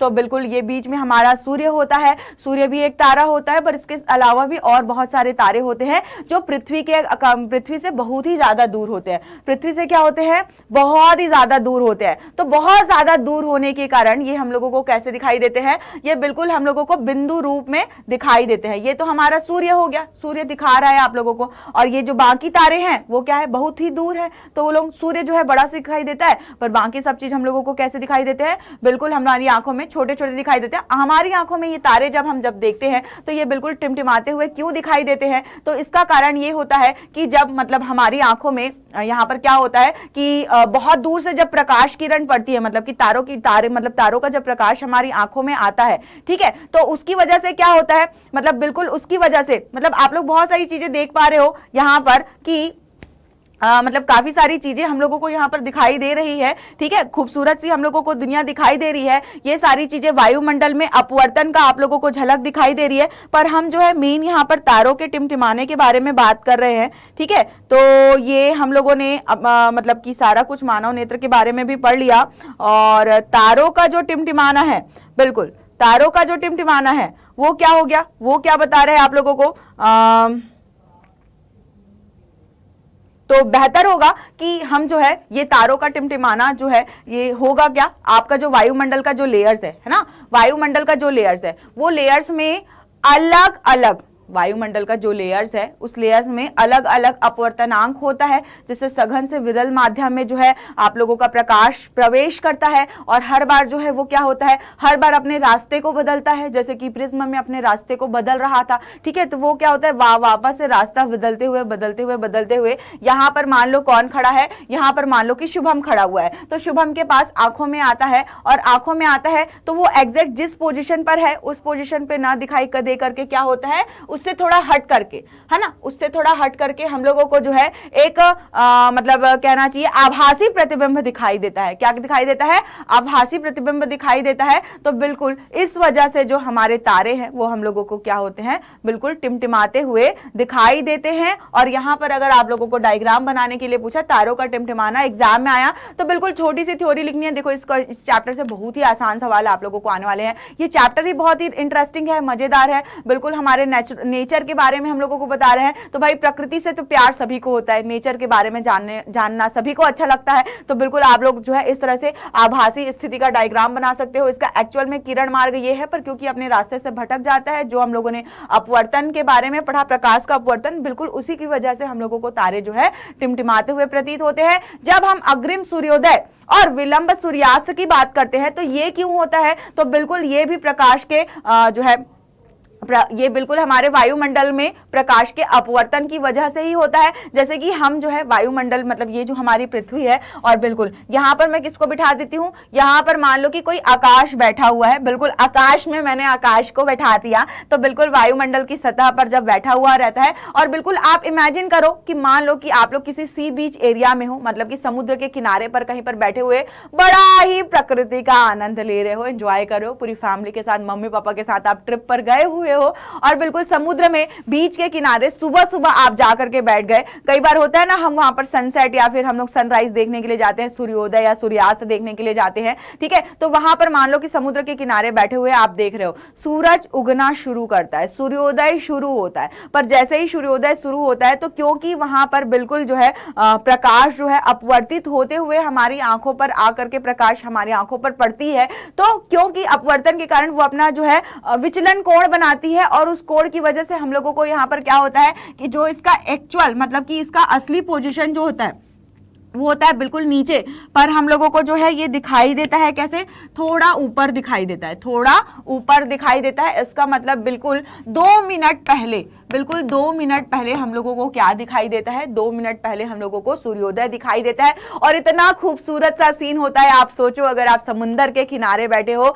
बड़ा सा समुंदर और बिल्कुल आप लोगों को जो है सूर्य जो है बिल्कुल समुंदर में मतलब मिलता हुआ, समुंदर से बाहर निकलता हुआ आप लोगों को खूबसूरत सा जो सूर्य है वो सूर्योदय के रूप में हम लोगों को दिखाई देता है। ठीक इसी प्रकार से सनसेट देखने भी बहुत सारे लोग जाते हैं और बिल्कुल बहुत ही खूबसूरत सूर्यास्त होता है। अगर आप इस तरह से बहुत ही मतलब प्राकृतिक जगह पर अगर आप जाओगे, सी बीच किनारे अगर आप जाओगे तो वहां पर सूर्यास्त देखने का ही एक अपना मजा होता है। और बिल्कुल डूबते समय भी क्या होता है, डूबते समय भी बिल्कुल इसी तरह से, मान लो कि जब इधर जैसे सूर्योदय हो रहा था, अगर मान लो कि मैं आकाश को पलट देती हूँ और इधर क्या हो रहा है, सूर्यास्त हो रहा है, तो बिल्कुल एक्चुअल में सूर्यास्त जो है, एक्चुअल में जो है क्या होता है, सूर्यास्त हो चुका होता है, पर ये हम लोगों को 2 मिनट बाद जो है सूर्य हम लोगों को यहाँ पर दिखाई देगा, क्योंकि बिल्कुल इसी कारण से प्रकाश के अपवर्तन, वायुमंडलीय अपवर्तन के कारण, जिसकी वजह से यहाँ पर 2 और 2 मिनट पूरा 4 मिनट का लेट हुआ। मतलब कि सूर्य मतलब जो दिन है हमारा बिल्कुल 4 मिनट क्या हो जाता है, हमारी आंखों के लिए लेट हो जाता है, केवल और केवल वायुमंडल में अलग अलग ये जो लेयर्स होते हैं उसके अपवर्तन के कारण। तो क्यों भाई आकाश, मजा आया आपको? मजा आया? बिल्कुल इतना खूबसूरत चीज देखने के लिए देख सकते हो आप लोग, बिल्कुल सूर्योदय का नजारा या बिल्कुल सूर्यास्त का नजारा भी देख सकते हो। अब यहां से जो है बिल्कुल एक नया चीज आप लोगों को देखने के लिए मिल रहा है, क्योंकि आप लोग यहाँ पर जो सूर्य की किरण है आप लोग देख पा रहे हो, कितनी खूबसूरत यहाँ पर लाइंस आप लोगों को दिखाई दे रही है। बिल्कुल ये कहलाता है क्या, प्रकाश का प्रकीर्णन। ठीक है, क्या कहलाता है ये, प्रकाश का प्रकीर्णन। और ये प्रकाश का प्रकीर्णन कैसे, अभी अभी आप लोगों ने प्रकाश का अपवर्तन पढ़ा, वायुमंडलीय अपवर्तन पढ़ा है ना, प्रिज्म से हम लोगों ने उसको समझा। अब हम लोग यहाँ पर जो है प्रकाश का प्रकीर्णन समझेंगे, जिसमें हम लोगों को टिंडल प्रभाव को भी समझना है। तो बिल्कुल यहाँ पर टिंडल प्रभाव हो रहा है, कहां पर छुपा हुआ है इन किरणों के पीछे, बिल्कुल इतने खूबसूरत से नजारे में कहां पर छुपा हुआ है उसको बिल्कुल हम निकाल कर लेकर आएंगे और बिल्कुल आपको समझाएंगे। अब यहाँ पर देखो, ये तो और भी खूबसूरत है यार, वाओ मैम, ये सनराइज या सनसेट के समय ये खूबसूरत सा नजारा हम लोगों को दिखाई देता है। अब सूर्योदय हम लोगों को जो है, सूर्योदय से पहले हम लोगों को सूर्य दिखाई देता है, सूर्यास्त के बाद हमको सूर्य दिखाई देता है, परंतु यहाँ पर ये पूरा आसमान जो हमेशा नीला रहता है, नीले रहने के बजाय यहाँ पर ये लाल क्यों दिखाई दे रहा है, इसका कारण कौन बताएगा जल्दी से। ये जो कारण मैंने ये जो पूछा आप लोगों को, ये बिल्कुल लाइंस दिख रही है, ये इसका कारण क्या हो सकता है, बिल्कुल जो आसमान पूरा हम लोगों को यहाँ पे लाल दिखाई दे रहा है। इसके अलावा बिल्कुल ये बादल है, बादलों के पीछे आसमान है और आसमान को ढक देते हैं ये बादल, और ये बादल इतने सफेद क्यों दिखाई दे रहे हैं, और ये बादलों के पीछे का जो आसमान है, ये आसमान का रंग हमको नीला क्यों दिखाई देता है, समुद्र का रंग हमको नीला क्यों दिखाई देता है, बिल्कुल ये सब चीज क्यों होता है, क्या कोई बता सकता है? क्या कोई बता सकता है? अगर बता सकता है तो बिल्कुल कमेंट्स के माध्यम से अभी आप लोगों को कमेंट्स करके बताने हैं। कौन बताएगा, चलो कौन बताएगा? तो बेटा ये होता है प्रकाश के प्रकीर्णन के कारण।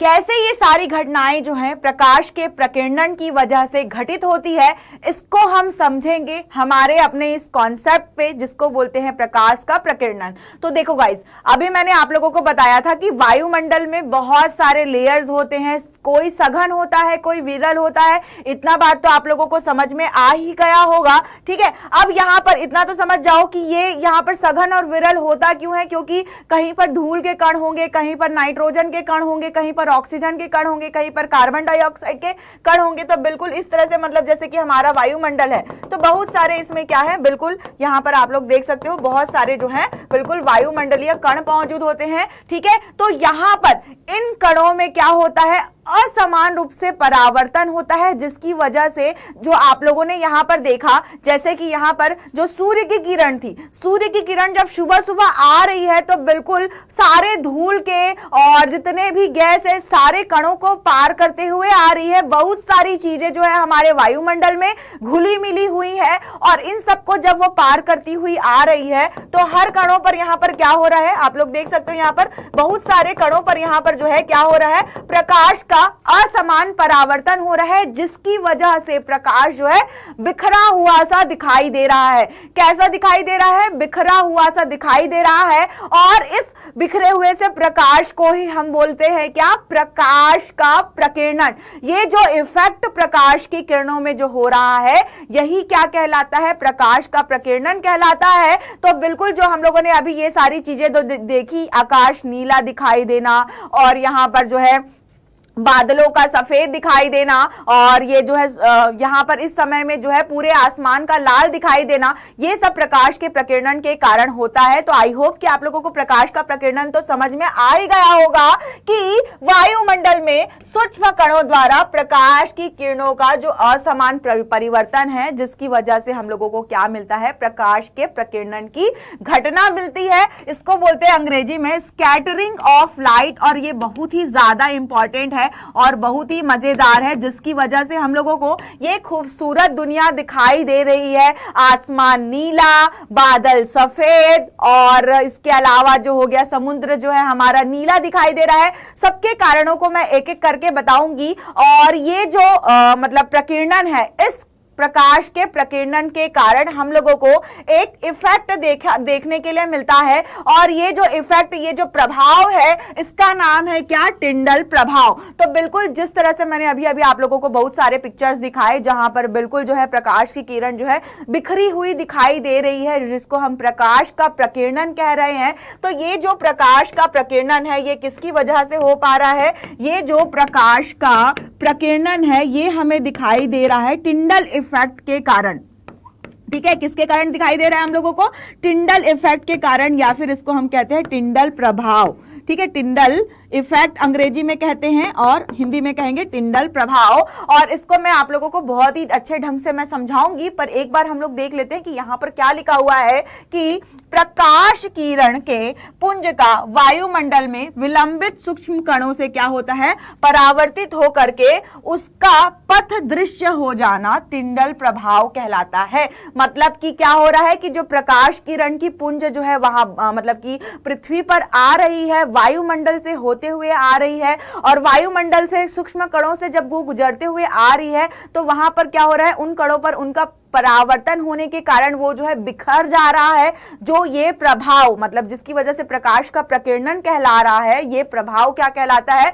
टिंडल प्रभाव कहलाता है। अब ये टिंडल प्रभाव कैसे होता है? तो इसको आप लोग यहाँ पर देख सकते हो कि जैसे कि यहाँ पर हमारे पास सूर्य जो है प्रकाश का हमारा स्रोत है, और ये जो हमारा व्हाइट कलर का हिस्सा है, ये पूरा हमारा वायुमंडलीय क्षेत्र है। अब इस वायुमंडलीय क्षेत्र में क्या है? जितने भी ये बैंगनी रंग के कण दिखाई दे रहे हैं, ये बहुत सारे सूक्ष्म कण हैं। इन सूक्ष्म कणों में क्या होता है? प्रकाश का जो है हर कणों में यहां पर क्या होता है? परावर्तन होता है, जिसकी वजह से क्या होगा? परावर्तन होके यहां से, जैसे यहां पर देखो, इसको लेते हैं, यहां पर आया, फिर यहां से परावर्तित होकर के यहां गया, फिर दूसरे कण पर परावर्तित होकर के यहां आया, फिर उसके बाद हम लोग को दिखाई दिया। तो हुआ क्या? ये चारों तरफ बिखर गया। प्रकाश जो है क्या हो गया? सीधे सीधे नाक, देखो ये क्या है, यहां पर क्या हो रहा है? यहां पर सीधे सीधे आ रहा है। ठीक है, यहां पर क्या हो रहा है? सीधे सीधे आ रहा है, पर यहां पर क्या हो रहा है? बिखर रहा है।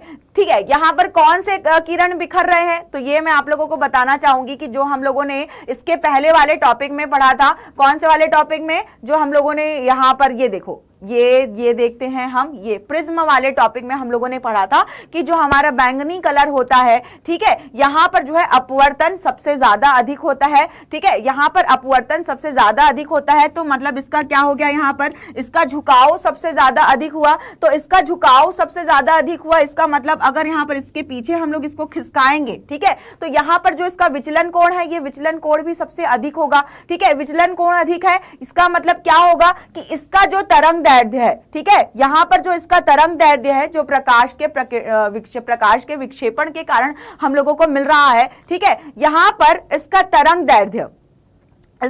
दैर्ध्य जो है क्या होगा? सबसे कम तरंग दैर्ध्य का होगा। क्या होगा? यहां पर इसका तरंग दैर्ध्य सबसे कम होगा। ठीक है, कम तरंग दैर्ध्य। जबकि जो हमारा लाल प्रकाश रंग है, ठीक है, लाल कलर का जो हमारा प्रकाश रंग है, इसका हमारा जो तरंग दैर्ध्य है, ये क्या होगा? हमारा इसका जो तरंग दैर्ध्य है, अधिक तरंग दैर्ध्य होगा। ठीक है, तो जो यहाँ पर सबसे कम तरंग दैर्ध्य है, तो उसकी वजह से क्या हो रहा है कि वो जो है यहाँ पर आप लोग इस डायग्राम में देखो कि वो जो है क्या हो रहा है, शॉर्ट वेवलेंथ मतलब कि कम तरंग दैर्ध्य की जो प्रकाश किरण है, मतलब विक्षेपण हुआ, प्रकाश के विक्षेपण के बाद हम लोग यहाँ पर प्रकाश का प्रकीर्णन पढ़ रहे हैं। देखो नाम बहुत कॉम्प्लिकेटेड है तो मे भी हो सकता है आप लोगों को कंफ्यूजन हो, तो एक बार मैं आप लोगों को सबसे पहले यहाँ पर लिख करके दिखा देती हूँ। देखो सबसे पहले हम लोगों के पास क्या थी, श्वेत प्रकाश, ठीक है। ये जो श्वेत प्रकाश है यहाँ पर प्रकाश के विक्षेपण की वजह से, किसकी वजह से, प्रकाश के विक्षेपण की वजह से क्या हुई, 7 रंगों में विभक्त हुई। 7 रंगों में जब ये विभक्त हुई, ठीक है, 7 कलर में यहाँ पर जब विभक्त हुई तो सबके अलग अलग जो है यहाँ पर विचलन कोण है और यहाँ पर सबका अलग अलग क्या है, तरंग दैर्ध्य है, ठीक है। तो परीक्षा में पूछा जाता है कि किसका विचलन कोण ज्यादा है, किसका कम है, किसका तरंग दैर्ध्य ज्यादा है, किसका कम है, कौन किसका अपवर्तन कम होता है, किसका अपवर्तन ज्यादा होता है वहां पर जब प्रिज्म के अंदर घुसता है। तो ये सारी चीजें आप लोगों को समझनी है। तो प्रिज्म तो हम लोगों ने समझने के लिए देखा था, पर यहाँ पर हर कणों में वही चीज घटनाएं घट रही है, ठीक है। प्रकाश के विक्षेपण के बाद जब ये 7 रंगों में विभक्त हुई, ठीक है, तो इन रंगों का क्या हो रहा है, इन 7 कलर्स का यहाँ पर क्या हो रहा है, इन 7 कलर का जो हमारे सूक्ष्म कण है, ठीक है, इन सूक्ष्म कणों में हमारा हो रहा है प्रकीर्णन। क्या हो रहा है, प्रकाश का प्रकीर्णन। और ये प्रकाश का प्रकीर्णन जो कहलाता है, ये प्रकीर्णन हम लोगों को क्यों देखने के लिए मिलता है, तो ये प्रकीर्णन हम लोगों को टिंडल प्रभाव की वजह से मिलता है। टिंडल प्रभाव के वजह से हम लोगों को देखने के लिए मिलता है। तो इस टिंडल प्रभाव को हम लोग ही यहाँ पर समझ रहे हैं कि यहाँ पर जो हमारा ये बैंगनी कलर का जो बना हुआ है, ये सबसे कम तरंग दैर्ध्य का जो है रंग होता है, सबसे कम तरंग दैर्ध्य का रंग होता है। कम तरंग दैर्ध्य की रंग होने की वजह से क्या होता है, ये जो है मतलब कि काफी लेट से, है ना, जाहिर सी बात है कि मतलब कि आप लोगों ने देखा था वहां पर प्रिज्म वाले में ये पर्पल कलर था, ये रेड कलर था। तो ये क्या है कि काफी लेट से सबसे आखिरी में हम लोगों को यहाँ पर मिल रहा है। क्यों मिल रहा है, क्योंकि यहाँ पर जो है इसका बिल्कुल जो है इसमें सबसे ज्यादा जो है आप लोगों को टिंडल प्रभाव देखने के लिए मिलेंगे यहाँ पर। मतलब ये सबसे ज्यादा बिखरेगा, सबसे ज्यादा बिखरेगा, जिसका कम तरंग दैर्ध्य होगा वो सबसे ज्यादा बिखरेगा। जबकि यहाँ पर हमारा जो रेड कलर होता है, आप लोग देख पा रहे हो कि जो हमारा रेड कलर होता है, इसका तरंग दैर्ध्य क्या होता है, इसका तरंग दैर्ध्य सबसे ज्यादा होता है, इसका विचलन कोण सबसे ज्यादा कम है ना। प्रकाश के विक्षेपण में हम लोगों ने देखा था कि इसका विचलन कोण सबसे ज्यादा कम था, जिसकी वजह से इसका तरंग दैर्ध्य सबसे ज्यादा है। इसलिए ये बहुत ही जल्दी हमारे तक के पहुंच जाता है, बहुत ही जल्दी हमारे तक के पहुंच जाता है। पर ये पहुंचता तो जल्दी है, पर बिखरता कौन है, आसमान में यहाँ पर जो हम लोगों का कम तरंग दैर्ध्य का क्या है, जो हमारा कम तरंग दैर्ध्य का, मतलब जिसका तरंग दैर्ध्य क्या है, छोटा है। तो छोटा तरंग दैर्ध्य का जो कलर है, तरंग दैर्ध्य है ना, तरंग दैर्ध्य का जो कलर है वो जो है बिल्कुल इस टिंडल प्रभाव के वजह से क्या हो जाता है, बिल्कुल बिखर जाता है, ठीक है। अब ये जब बिखर गया तो बिखरने की वजह से क्या हुआ कि ये जो सूर्य की किरणें हैं हम लोगों को, बिल्कुल सूर्य की किरणें आप लोग यहाँ पर देख पा रहे हो, ये बिल्कुल हम लोगों को बिखरी हुई दिखाई दे रही है। इसी तरीके से मान लो कि कहीं पर मान लो कि यहाँ पर आग जलती हुई होती है, मान लो कि यहाँ पर फायर बॉर्न होता है ना, यहाँ पर मतलब बोन फायर, बिल्कुल इस तरीके से मान लो कि क्या होता है, इस तरीके से मान लो कि यहाँ पर आग जल रही होती है, ठीक है। तो आग की चिंगारी के पीछे की चीजें भी आप लोगों को क्या होती है, बिल्कुल हिलती हुई दिखाई देती है, बिल्कुल हिलती हुई दिखाई देती है, क्योंकि यहाँ पर भी क्या देखा जाता है, टिंडल प्रभाव देखा जाता है। और ये जो सूर्य की किरणें हैं, यहाँ पर भी सब प्रकाश आप लोगों को पूरा बिखरा हुआ दिखाई देता है। यहाँ पर भी क्या हो रहा है, टिंडल प्रभाव हो रहा है। बिल्कुल ये आसमान का रंग नीला दिखाई देता है आप लोगों को, ये भी जो है आप लोगों के प्रकाश के प्रकीर्णन के कारण ही दिखाई देता है। क्योंकि क्या हो रहा है, जब प्रकाश का प्रकीर्णन हो रहा है तो इस फोटो में जब आप लोगों ने देखा कि जो सबसे छोटा तरंग दैर्ध्य होता है वो किसका होता है, बैंगनी कलर का, और जो हमारा बैंगनी के बाद क्या कलर होता है, हमारा नीला कलर होता है। तो इन दोनों को मिलाकर के क्या कलर बनता है,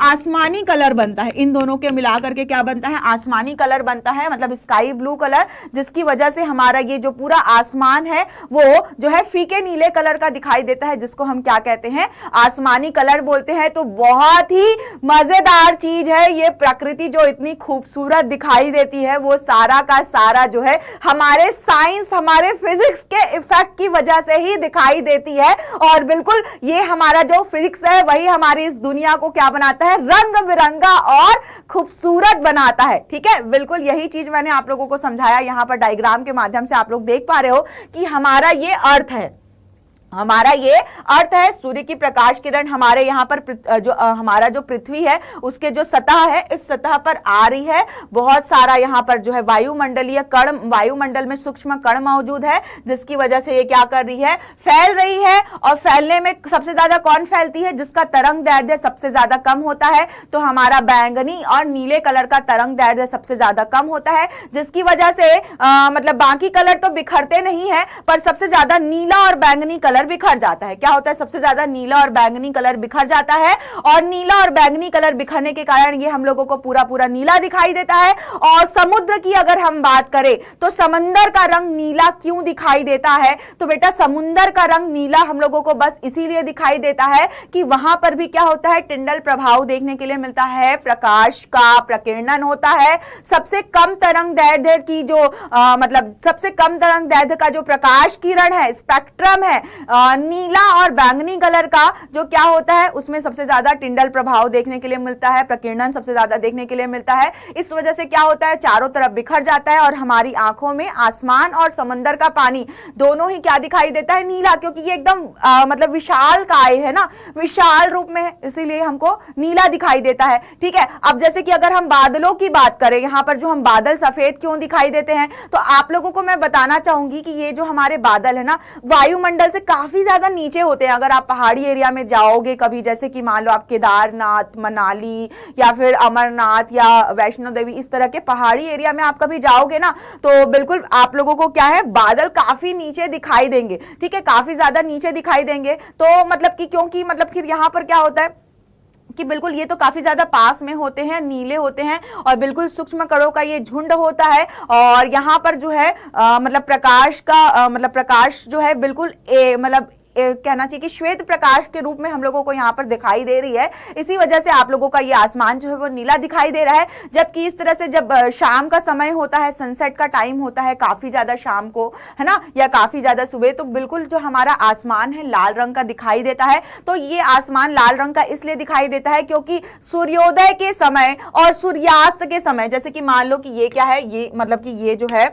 मान लो कि क्या है, हमारी पृथ्वी है। ठीक है, ये हमारी पृथ्वी है और इस समय में क्या होता है, ये जो सूर्य है हमारा मतलब कि जैसे दिन के समय में ना ये पृथ्वी के थोड़ा पास होता है, पर जब सूर्यास्त होते रहता है या मतलब सूर्योदय होते रहता है तो आप लोगों को पता है कि पृथ्वी जो है इस तरह से दीर्घवृत्ताकार का कक्षा में क्या कर रहा है, सूर्य के चारों तरफ चक्कर लगा रहा होता है, घूर्णन गति भी कर रहा होता है, 24 घंटे में घूर्णन गति करता है। तो असल में हम लोगों का मतलब सूर्य उदय और सूर्य अस्त तो होता नहीं है। असल में मतलब फिजिक्स में होता क्या है, फिजिक्स के अनुसार आपकी पृथ्वी जो है गोल गोल घूमती है, तो मतलब जिधर का हिस्सा जो है आपके सूर्य की तरफ होता है, ठीक है, उधर के हिस्से में क्या होता है, दिन होता है और जिधर पीछे के हिस्से में क्या होता है, रात होता है। तो इसीलिए आप लोगों को पता है कि जब हमारे देश में अगर दिन है तो आप अगर अमेरिका की बात करोगे या किसी दूर देश की बात करोगे तो वहां पर उस समय में अगर हमारे यहाँ दिन है तो उनके यहाँ रात होगी, उनके यहाँ दिन होगा तो हमारे यहाँ रात होगा।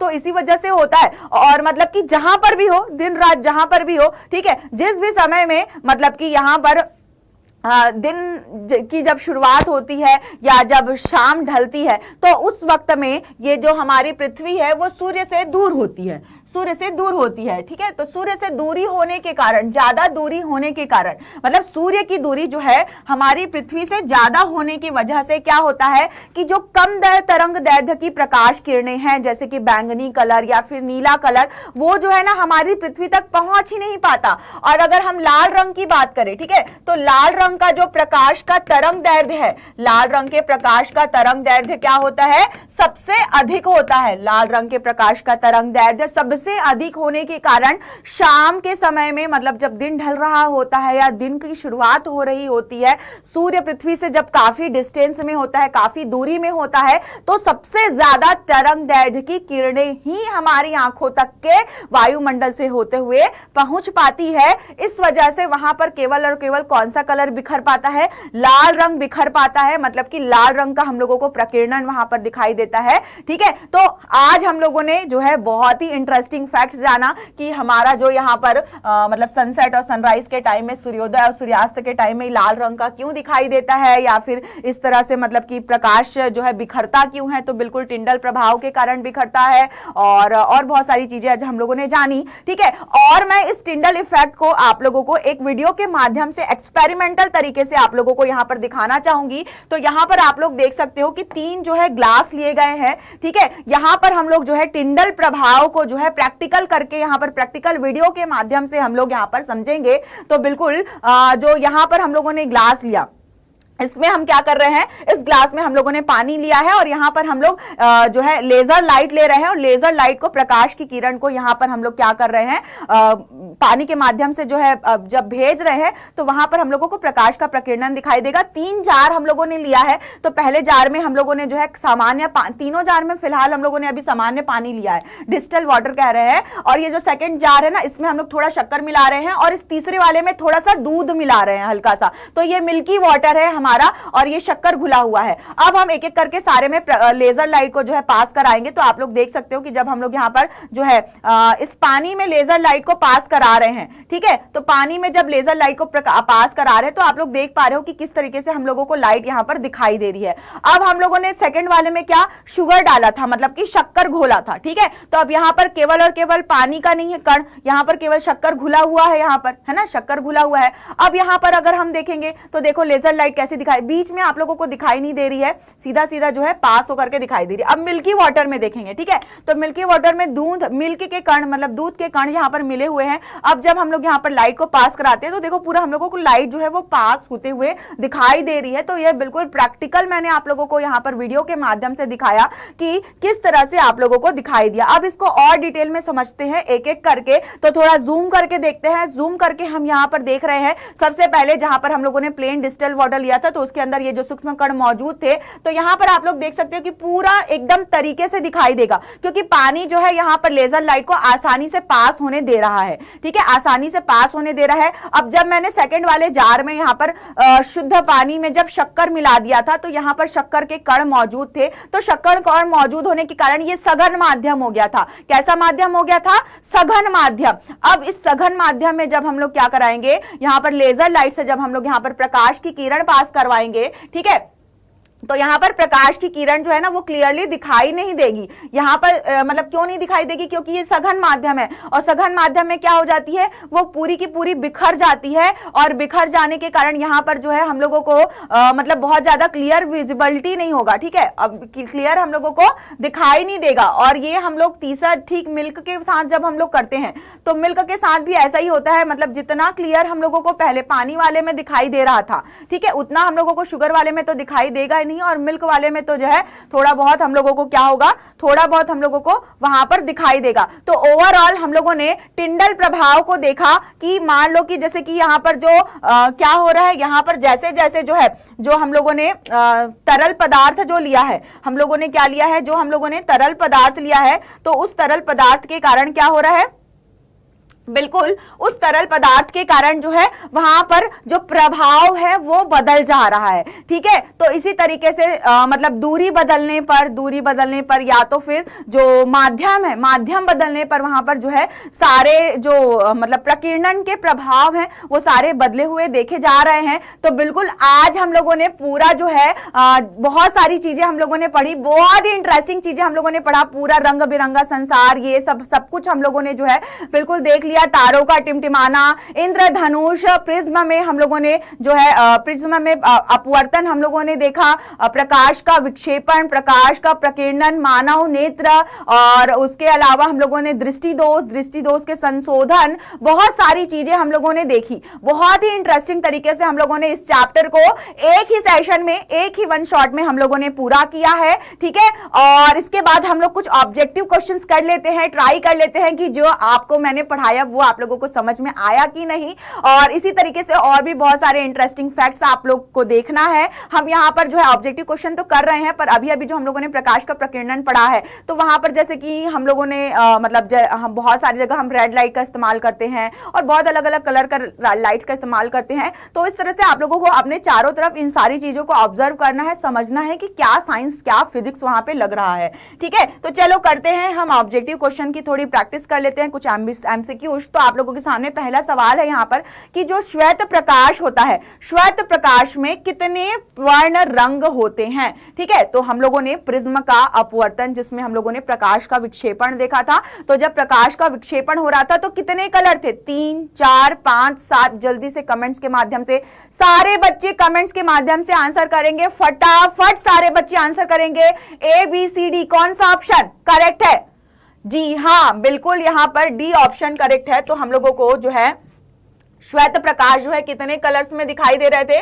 श्वेत प्रकाश जो है हम लोगों को जो है लाल के बाद पीला, हरा, नीला और बैंगनी, इस तरह से जो है हम लोगों को 7 कलर्स जो है दिखाई दे रहे थे। बिल्कुल 7 कलर दिखाई दे रहे थे, जिसमें लाल रंग का तरंग दैर्ध्य सबसे अधिक होता है और बैंगनी का तरंग दैर्ध्य सबसे ज्यादा कम होता है। और यहाँ पर लाल रंग का जो विचलन कोण और आपका बैंगनी रंग का जो विचलन कोण है, ये सारे ऑब्जेक्टिव क्वेश्चंस में आते हैं। तो जस्ट मैं आप लोगों को एक जो है बता रही हूं कि किस तरह से आप लोगों को ऑब्जेक्टिव क्वेश्चंस प्रिपेयर करने हैं। मानव नेत्र किसकी तरह कार्य करता है? तो ये दूसरा सवाल है आप लोगों के सामने कि हमारा मानव नेत्र किसकी तरह कार्य करता है? दूरबीन की तरह, सूक्ष्मदर्शी की तरह, कैमरे की तरह, या इनमें से सभी? किसकी तरह? भाई दूरबीन आप लोगों ने देखा था, दूर की वस्तुओं को देखने के लिए हम दूरबीन का इस्तेमाल करते हैं। सूक्ष्मदर्शी जब आप लोग थोड़े बड़े हो गए, अगर आप बायो सब्जेक्ट लोगे तो वहां पर आप लोगों को बिल्कुल छोटे छोटे सूक्ष्म चीजों को दिखाने के लिए सूक्ष्मदर्शी का जो है इस्तेमाल कराया जाएगा। कैमरे की तरह, तो जल्दी से बताओ, बहुत ही आसान सा सवाल है और बिल्कुल शुरुआत, लेक्चर के शुरुआत में मैंने आप लोगों को बताया था। अगर आप लोगों ने ध्यान से इस लेक्चर को सुना है तो जल्दी से कमेंट करके आंसर बताएंगे फटाफट। ओके ओके ओके, तो बिल्कुल हाँ, सही आंसर है कैमरे की तरह जो है हमारा मानव नेत्र कार्य करता है। और कहा जाए तो मानव नेत्र के कार्य विधि को ही देख करके कैमरे का आविष्कार किया गया है। ठीक है, तो मतलब एक्चुअल में तो कैमरा मानव नेत्र की तरह कार्य करता है। ठीक है, चलो वेरी गुड। तो हम अपने अगले सवाल पर आ जाते हैं। तो अगले स्लाइड में आप लोगों को मैं यहाँ पे 2 सवाल लेकर के आई हूं, एक एक करके हम सवालों को करेंगे। तो ऊपर का जो सवाल है, सबसे पहले प्रिज्म से गुजरने पर सूर्य के प्रकाश की किरणें विभिन्न वर्गों में बट जाती है। क्यों बट जाती है? प्रिज्म से गुजरने पर सूर्य के प्रकाश की किरणें विभिन्न भागों में बट जाती है, क्यों बटती है? जल्दी से बताओ भाई, मैंने आप लोगों को सारा कुछ पढ़ाया है, जल्दी आंसर बताएंगे। क्या है पहला ऑप्शन? प्रिज्म की 2 सतहों पर किरणों का अपवर्तन होता है, क्या ये आएगा? सेकंड ऑप्शन है प्रिज्म की 2 सतहों पर किरणों का विचलन होता है, क्या ये आंसर हो सकता है? विचलन। तो यहाँ पर प्रकाश किरणें विद्युत चुंबकीय तरंगे हैं, तो भाई विद्युत चुंबकीय तरंगे तो अभी हम लोग फिलहाल नहीं जानते हैं, है कि नहीं? विभिन्न रंगों की किरणों का विचलन भिन्न भिन्न होता है। ठीक है, तो यहां पर किसके कारण होता है? तो हम लोगों ने तो यहां पर सिर्फ और सिर्फ अपवर्तन और विचलन कोण के बारे में देखा है। तो हाँ भाई, ये बात तो सही है कि 2 सतहों पर अपवर्तन होता है, पर इसकी वजह से विभिन्न भागों पर नहीं बढ़ते हैं। ठीक है, किसकी वजह से बढ़ते हैं? तो बिल्कुल सबका विचलन कोण अलग अलग होता है, और विचलन कोण अलग अलग होने की वजह से जो श्वेत प्रकाश की किरण जो है प्रिज्म में प्रवेश करती है, तो वहां पर क्या होती है? 7 रंगों में जो है 7 रंगों में विभक्त हो जाती है। ठीक है, जिसको हम लोग क्या बोलते हैं? प्रकाश का विक्षेपण बोलते हैं, क्योंकि सबका जो विचलन कोण हम लोगों ने पढ़ा था, है ना, एंगल ऑफ डिस्पर्शन। ठीक है, ये विचलन कोण सभी कलर का अलग अलग होता है, जिसकी वजह से वो 7 रंगों में विभक्त हो जाता है। तो हमारा करेक्ट ऑप्शन हो जाएगा ऑप्शन नंबर डी। जल्दी से सभी बच्चे, समझ में आया कि नहीं? सभी को क्लियर है कि नहीं? वेरी गुड, बहुत अच्छी बात। नेक्स्ट सवाल में हम आ जाते हैं। अगला सवाल है, जो नेत्र निकट की वस्तु को साफ साफ नहीं देख सकता है, उस नेत्र में कौन सा रोग होता है? जल्दी से बताओ, पास की वस्तु को कौन नहीं देख पाता है? जल्दी जल्दी फटाफट आंसर करेंगे। आ गए आंसर सभी बच्चों के? निकट दृष्टि दोष कि दूर दृष्टि दोष, क्या आएगा? तो निकट की वस्तु को अगर साफ साफ नहीं देख सकते हैं तो इसका मतलब होता है कि वहां उस आदमी को क्या है, दूर दृष्टि दोष है। ठीक है, मैंने कहा था उल्टा चल रहा है, यहां पर उल्टा चल रहा है। निकट दृष्टि दोष मतलब कि निकट दृष्टि दोष मतलब साफ की वस्तु साफ दिखाई दे रही है, दूर की नहीं दिखाई दे रही है। और दूर दृष्टि दोष मतलब कि दूर की वस्तु साफ दिखाई दे रही है, पास की वस्तु साफ नहीं दिखाई दे रही है। चलो भाई, हम अपने अगले सवाल पर आ जाते हैं कि टिंडल प्रभाव प्रकाश के किस परिघटना को प्रदर्शित करता है। कौन सी घटना दिखाता है? प्रकीर्णन दिखाता है, अपवर्तन दिखाता है, विक्षेपण दिखाता है, क्या दिखाता है? क्या दिखाता है? बिखरना। प्रकीर्णन का मतलब क्या होता है? बिखरना। तो बिल्कुल टिंडल प्रभाव जो है प्रकाश के प्रकीर्णन को दिखाता है। प्रकीर्णन का मतलब क्या होता है? बिखरना। और यहाँ पर जो है अलग अलग तरंग दैर्ध्य होने की वजह से, अलग अलग विचलन कोण होने की वजह से अलग अलग तरंग दैर्ध्य होता है। और अलग अलग तरंग दैर्ध्य होने की वजह से क्या होते हैं कि मतलब जब कम तरंग दैर्ध्य और ज्यादा तरंग दैर्ध्य के हिसाब से जो है जो तरंग दैर्ध्य का रंग जो है बिखरता है, हम लोगों को प्रकाश के प्रकीर्णन के कारण, उस रंग के बिखरने के कारण हम लोगों को जो है उस कलर की चीजें हम लोगों को दिखाई देती है। ठीक है, तो बस यहीं तक था हमारा आज का ये वन शॉट। हम लोगों ने इसमें जो है पूरा किया, सारी चीजें हम लोगों ने पढ़ ली है मानव नेत्र और रंग बिरंगा संसार से संबंधित। अगर कोई भी आप लोगों को डाउट है तो बिल्कुल आप कमेंट बॉक्स के माध्यम से, कमेंट के माध्यम से मुझे डाउट पूछ सकते हैं। बिल्कुल आपके कमेंट्स का रिप्लाई आप लोगों को मिलेगा। तो बिल्कुल आप बेहिचक सारे बच्चे जिनको भी डाउट है कमेंट के माध्यम से अपना डाउट पूछते रहिए। और बिल्कुल अगर कोई बच्चे मुझे कनेक्ट करना चाहते हैं तो आप मेरे इंस्टाग्राम आईडी या फिर मेल आईडी के माध्यम से आप मुझे कनेक्ट कर सकते हैं और मेरे स्टडी चैनल टेलीग्राम चैनल को आप ज्वाइन कर सकते हैं। ओके गाइस, तो हम मिलते हैं हमारे अगले वीडियो लेक्चर में। तब तक के लिए बाय बच्चों।